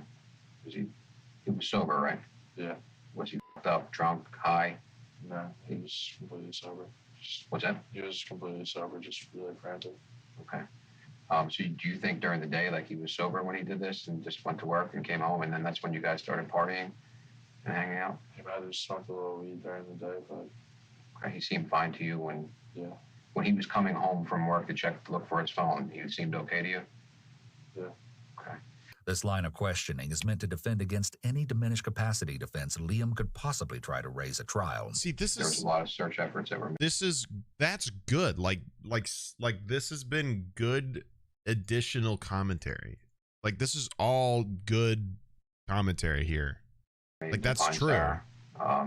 One, the community came together and put together a big organized search. Just do Did you this. participate in that? Okay. Did Liam participate in that? Okay. And what's the reason why? What did Liam tell you about why you guys did that? He said it would just look good to anyone who's got their eyes on him. Okay. Liam said that to you? Yeah. Did you agree with him? Yeah. Okay. And what did you guys do?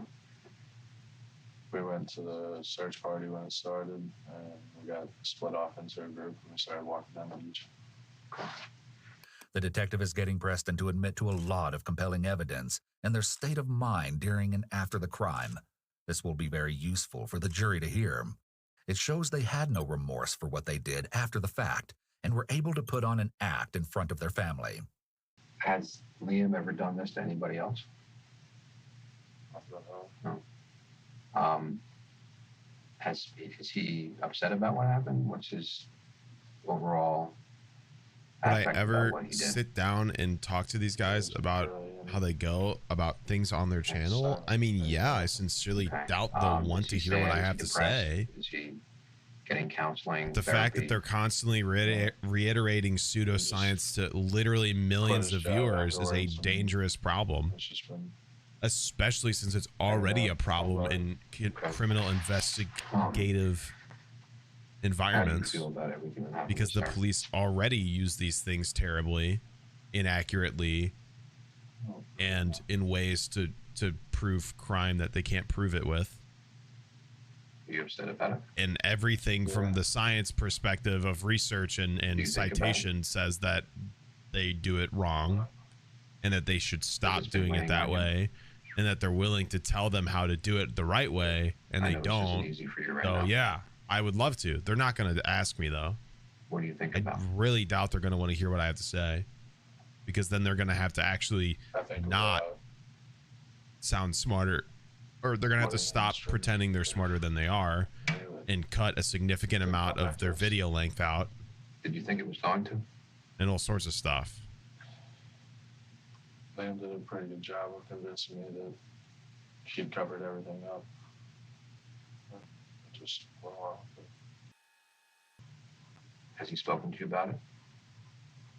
I don't think obviously you guys talk about it every day, but does he tell you that he's upset about it? Does he tell you that he regrets it? Does he say anything like that? He doesn't say anything about it. Okay. Have you noticed a change in his demeanor or his attitude? I mean, or is he just going on with his life like normal? He's going on with it like normal, but he's definitely just got, like, I don't know, like, more of an ego. More of an ego? Yeah. It's really odd. I've noticed. Almost like he thinks he's gotten away with murder. The detective is trying to see if Preston has the capacity to show any emotion or remorse for what he and Liam did. He has shown almost no affect whatsoever during this interrogation. Preston only discusses his concern about getting caught and is solely focused on how this crime could possibly impact him. He doesn't even mention Sarah or her family. Preston displays the traits of a narcissist and possibly a sociopath, having more of an ego since the murder but otherwise acting normally indicates that Liam is likely a psychopath and definitely a narcissist. Liam being arrogant about this crime is a sure sign of a serious personality defect. I've done acid once, and I had a bad acid trip. I mean, he did murder somebody. I did acid, and the cops came and took Preston to interrogate him. Oh, so you were on acid? I was on acid, and first of all, I come out of the shower. Preston's mom's on the couch talking to him. They're all, like, secretive. And I just go in my room. I'm freaking out. Like, what the f*** is she doing over here? She leaves. Next thing I know, the entire Belmar police force is at my door taking Preston away. Like, I thought they were arresting him. They were going to he was going to tell them everything. He didn't say a word though? He didn't say anything, and I was losing my when I was tripping. Like, hey, you're probably scared. That's not a good, that's what I'm saying. You gotta stay away from that. Yeah. Where was Liam's phone? You said he lost his phone. Where was that phone? He said he found it in the driveway. Did he find it or somebody found it? He said he found it in the driveway. Okay. Now, do you know when he? No, Mahoney said he found it in the driveway. It was the next morning he got it back. Okay. And when you say Mahoney, the detective from Belmar? Yeah. Hang tight here. We're just going to take a quick break. Make sure we don't have any other questions for you, okay? Okay. You want a bottle of water or anything? That'd be great. Okay, you got it. We'll be right back, okay? All right. Thanks, Preston.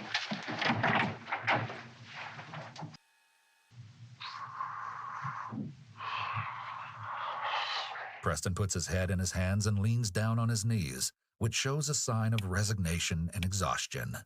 Suspects will often cry or show emotion once left alone in the interrogation room.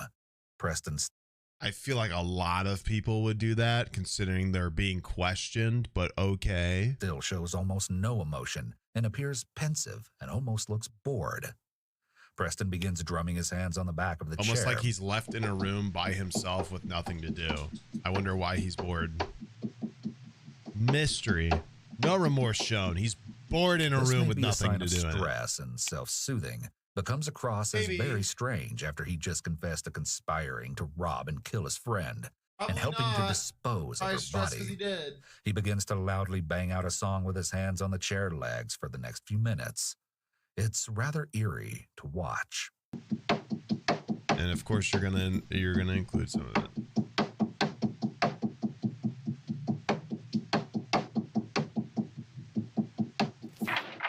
Hey, Preston.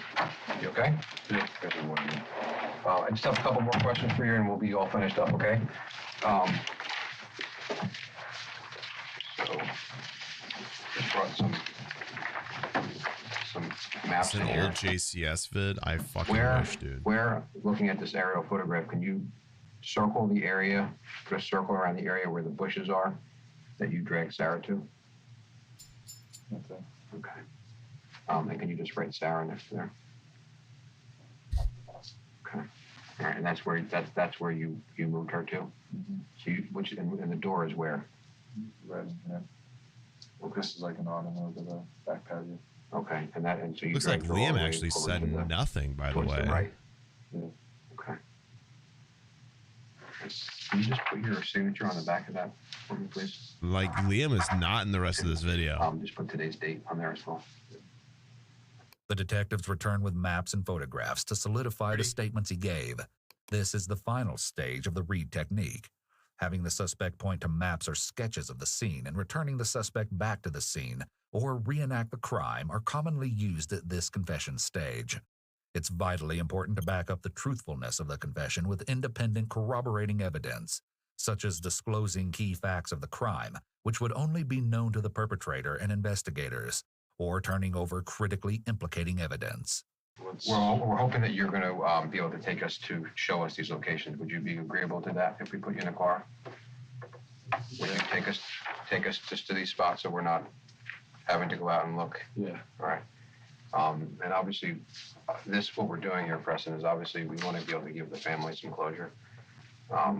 Sarah's family is devastated by her loss, obviously. I'm sure you can understand that. Yeah. So everything and anything that we can do for them is important. How are you communicating with Liam? Were you guys communicating on the phone?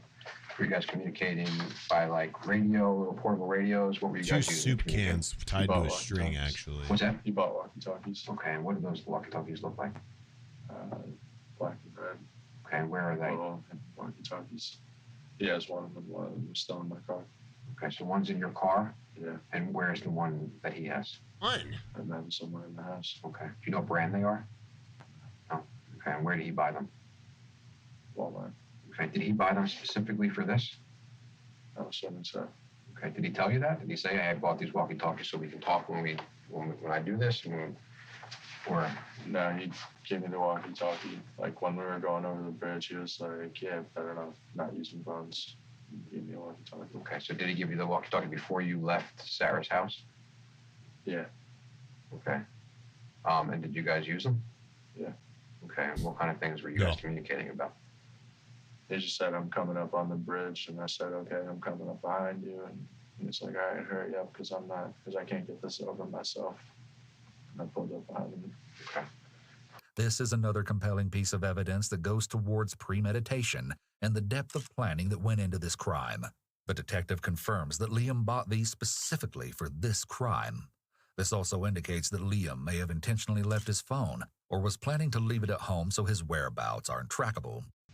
When you spoke to Liam and Liam told you that he was with Sarah and that today may be the day that he was going to do it, however he expressed that to you, how did he tell that to you? Did he tell that to you on the phone, through text message? It was on Snapchat. On Snapchat? Yeah. Okay. It's a messaging. Okay. Now, does Liam communicate on Snapchat a lot? Not as much as just regular call and text. All right. What's his Snapchat name? Liam Katazny something. Okay, does he have one account or does he have more than one account? He just has the one. This is relevant as Snapchat messages disappear after a brief amount of time. No, they don't. The detective asks if Liam normally uses Snapchat to communicate, to try to show that he purposely used it in this instance, because it would disappear quickly and isn't stored like a message. I mean, I know, not reading Miranda visibly rights, stored. That all means that I'm under arrest. What's So my there's no, situation? your situation right now is there's no complaints filed against you right now. After we're done talking to you, basically what happens is we'll have to consult with our supervisors, and we'll have to come to a decision from a legal perspective. An assistant prosecutor would make a decision as to what charges would be filed against you. Okay. You've been today. We appreciate that, Preston. I know this wasn't easy for you to do. I think you understand that. What was that? What you did today was a very positive thing, not only for yourself, because you've been carrying this burden and you've been walking around every day since this happened with this weight on your shoulders. I look at you today, and I remember seeing you on December 7th when I spoke to you, and you look like a different person. I would imagine you have some relief.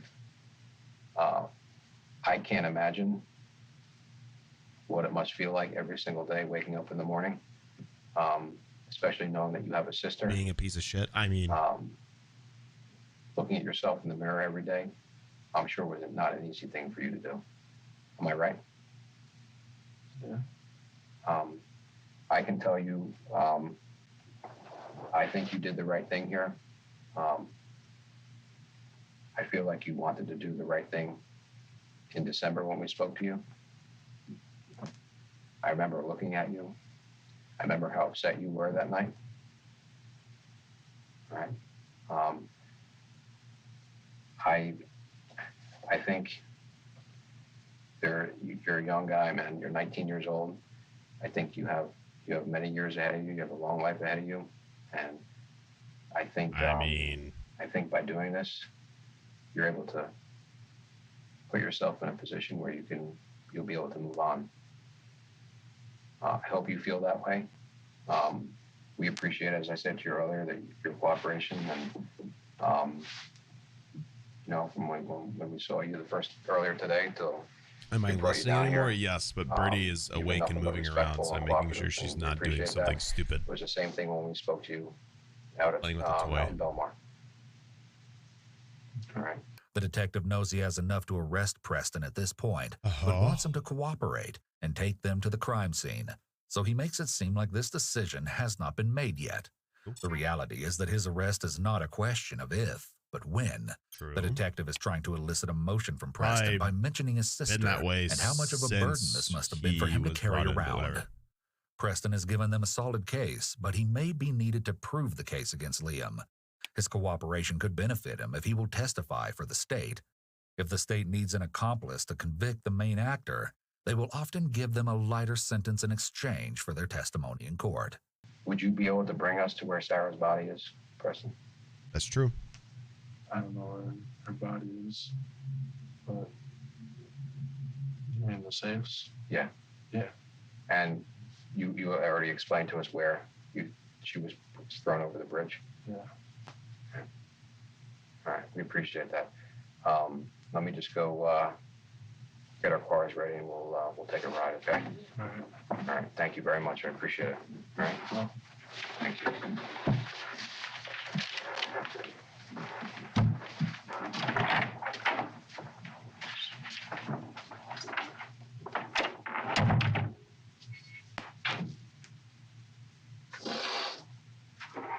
Exciting stuff, really. Ugh. When the detectives leave, Preston finally shows some emotion and cries momentarily. Gee, this appears to be out of stress and because he knows he will likely be arrested since he already asked about that. Gee, why was he stressed? Preston never says anything about regretting what he did or express any kind of remorse. It's disturbing that he could do this to a childhood friend and a person he took to prom over some money.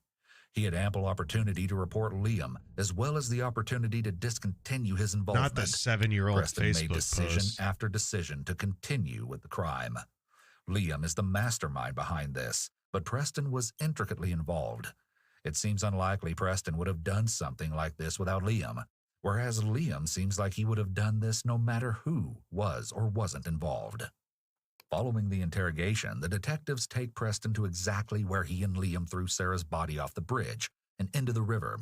Note the eerie and emotionless way Preston reenacts how he helped Liam lift her body and throw it, even miming the motion with his hands. My name is Detective Brian Weisbrot with the Monmouth County Prosecutor's Office. I'm currently located in my county-issued vehicle, parked behind the Neptune City Police Department. Present in the car is Detective Nicholas My dogs are playing behind me. County Prosecutor's Office Forensic and Technical Services Bureau, along with Preston Taylor and Preston Taylor's attorney, John Perrone. What was the purpose of traveling to the bridge? To dispose of Sarah's body, throwing it off of the bridge into the marina. And what was your route of travel from Sarah's house to the Route 35 bridge? I made the right off of Midwood Street onto Steiner, straight to the intersection on 35, and made a left and continued straight to the Belmar Bridge.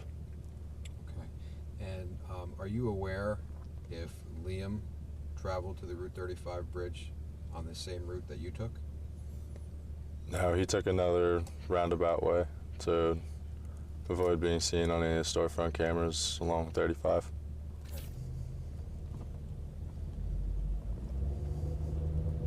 Okay, Preston, we are currently approaching the base of the Route 35 bridge on the Neptune Township side. Can you please identify the location where Liam had parked Sarah Stern's vehicle on December 2nd, 2016?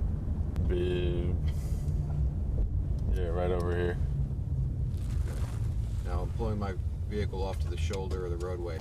Liam had lifted Sarah's body by the shoulders and gotten her partially up onto the curb, where I then grabbed her by the legs. I have to handle Brady really quick. What is this?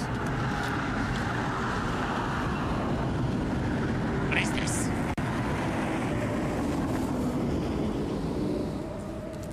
Okay, you can continue. You were saying Liam had her by the shoulders and hoisted her up onto the railing, and then I pushed her feet over so that she was going over the rest of the way. All right.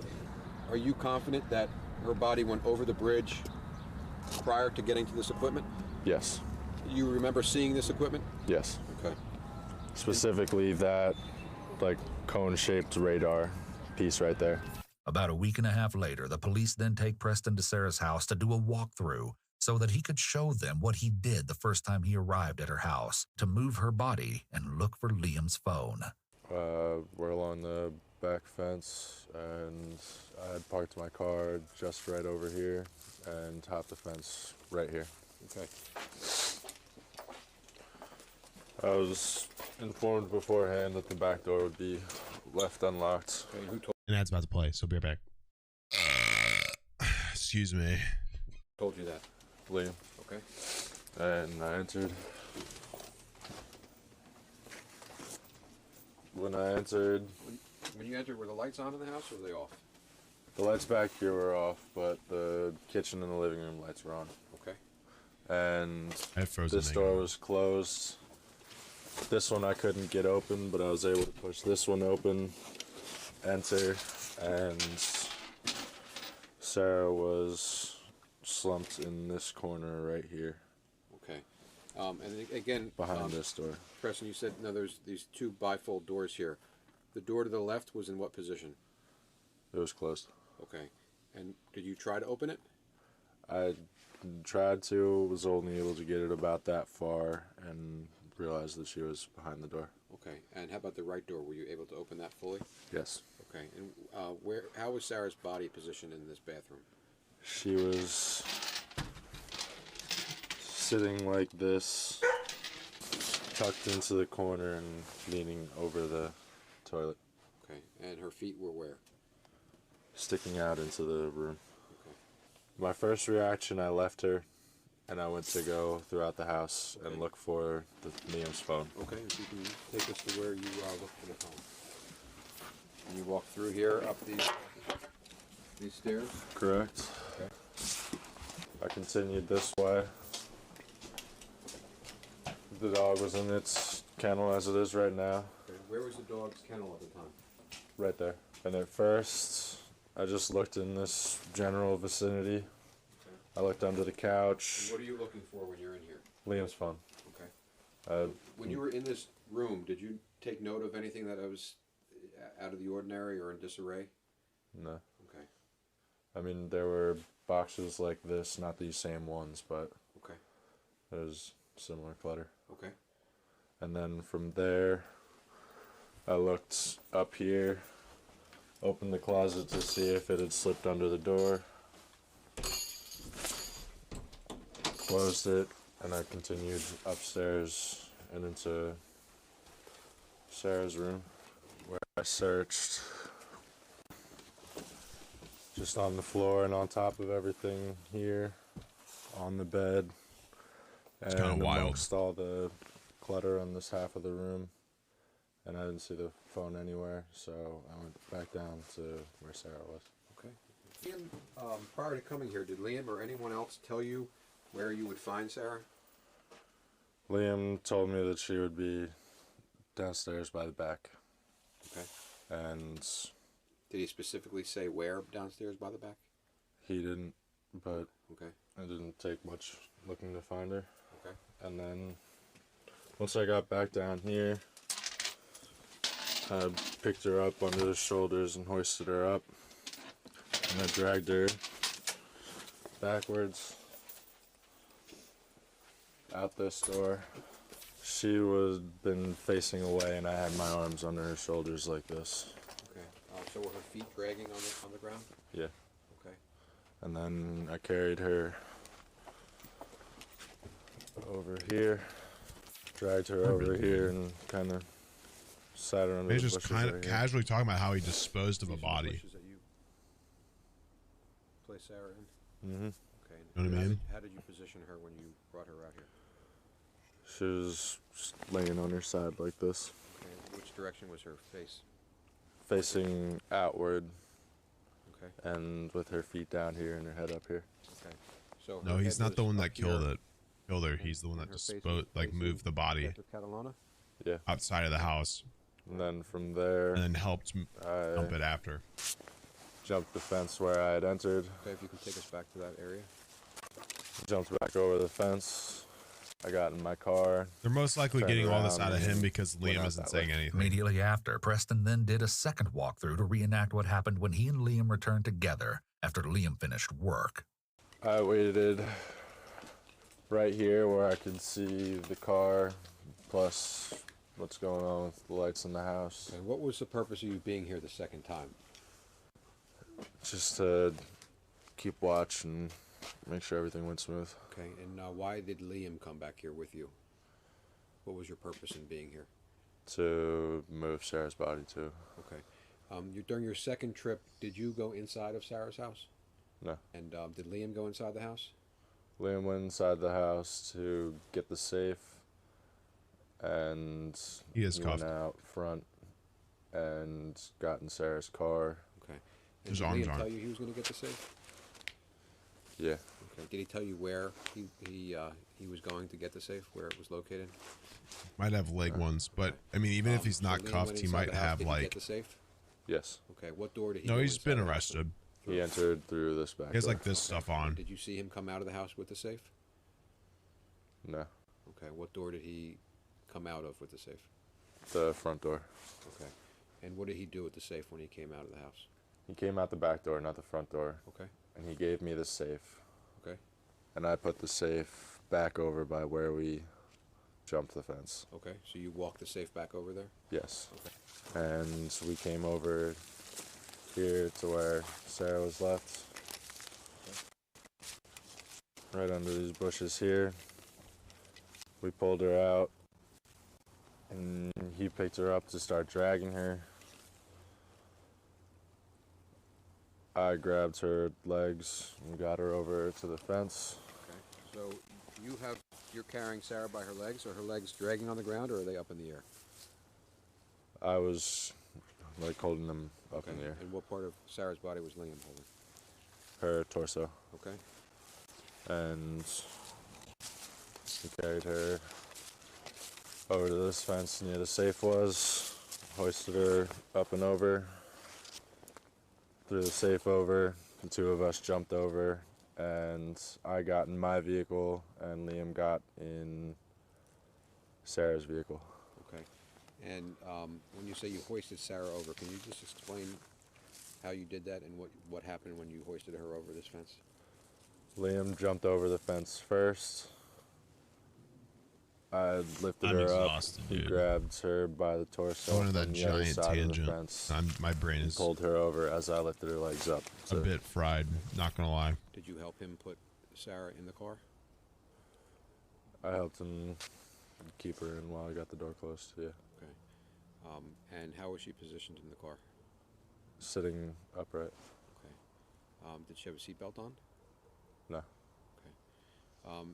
If somebody were driving down the road and looking into that car, what would they see? They would have seen Liam driving a car and Sarah assuming that she was asleep in the passenger seat. Okay. Sarah's body has never been found. It's your life, you might as well make it one. What, are you gonna live some boring-ass life? No. I don't feel any different, and I don't think about it. You always think you're gonna try these new things, and you're gonna change. But it didn't change. It just doesn't do anything. New things? Like tonight, we were gonna potentially kill a bunch of people and get a bunch of drugs and money, and nothing. It's weird. What? Bro, it was good seeing you, bro. Yeah. When I come back down, let's fucking do something. It's listening. Look at me. Be safe, alright? Yeah. Don't do any fucking stupid. Listen, I'm not gonna let Preston do anything dumb. I did something really dumb, and I planned it out for half a year. What? I have patience. There you go. I got it. It's good talking to you, bro. Good talking. Take it easy, bro. Safe travels, alright? You too. You got everything? Yeah. Alright, peace out.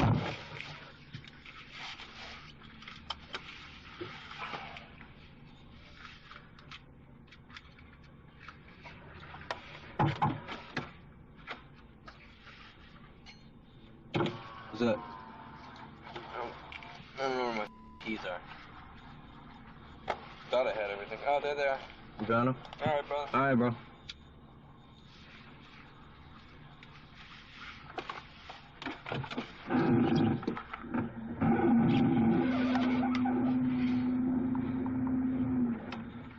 Liam McAtasney was charged with first-degree murder, first-degree felony murder, first-degree robbery, second-degree conspiracy to commit robbery, second-degree disturbing or desecrating human remains, and second-degree hindering apprehension. Liam's attorney tried to have the secret recording where he confesses excluded from evidence at the trial. They argued that the friend who made the recording was acting as an agent of the police, and if you'll remember, Liam was represented by an attorney at the time, so therefore he should not have been questioned about Sarah. The video was still shown in court. Preston took a plea bargain and agreed to testify against Liam. He said that Liam claimed Sarah had the type of money somebody would kill for, and that he originally planned to get her drunk and take the money. During his own trial, Preston apologized for his part in Sarah's death, though he addressed his statement to Mr. Stern and all those who had the blessing of knowing Sarah. Sarah's father didn't want to hear anything Preston had to say. As he spoke, Michael walked out of the courtroom with his girlfriend, Christine Eckert. Preston also apologized to Sarah and called her a very beautiful young woman who didn't in any way deserve the end you met. Her father only returned once Preston was done talking. In 2019, Preston Taylor was sentenced to 18 years in prison. He must serve at least 85% of the sentence, about 15 years, before he can be considered for parole. Also in 2019, then 21-year-old Liam McAtasney was convicted of Sarah's first-degree murder, conspiracy, tampering with evidence, and sentenced to life in prison without parole. He also Not received an shocking. additional 10-year sentence for the desecration of human remains that will run consecutively to his life sentence. He will never get out of prison. As he shouldn't. Fuck me, dude. You know? What more can I say without repeating the same points of my problem? I'm not going to say, I mean, it's an interesting video based off of the crime and the material. The commentary from that channel really needs some fucking work, man.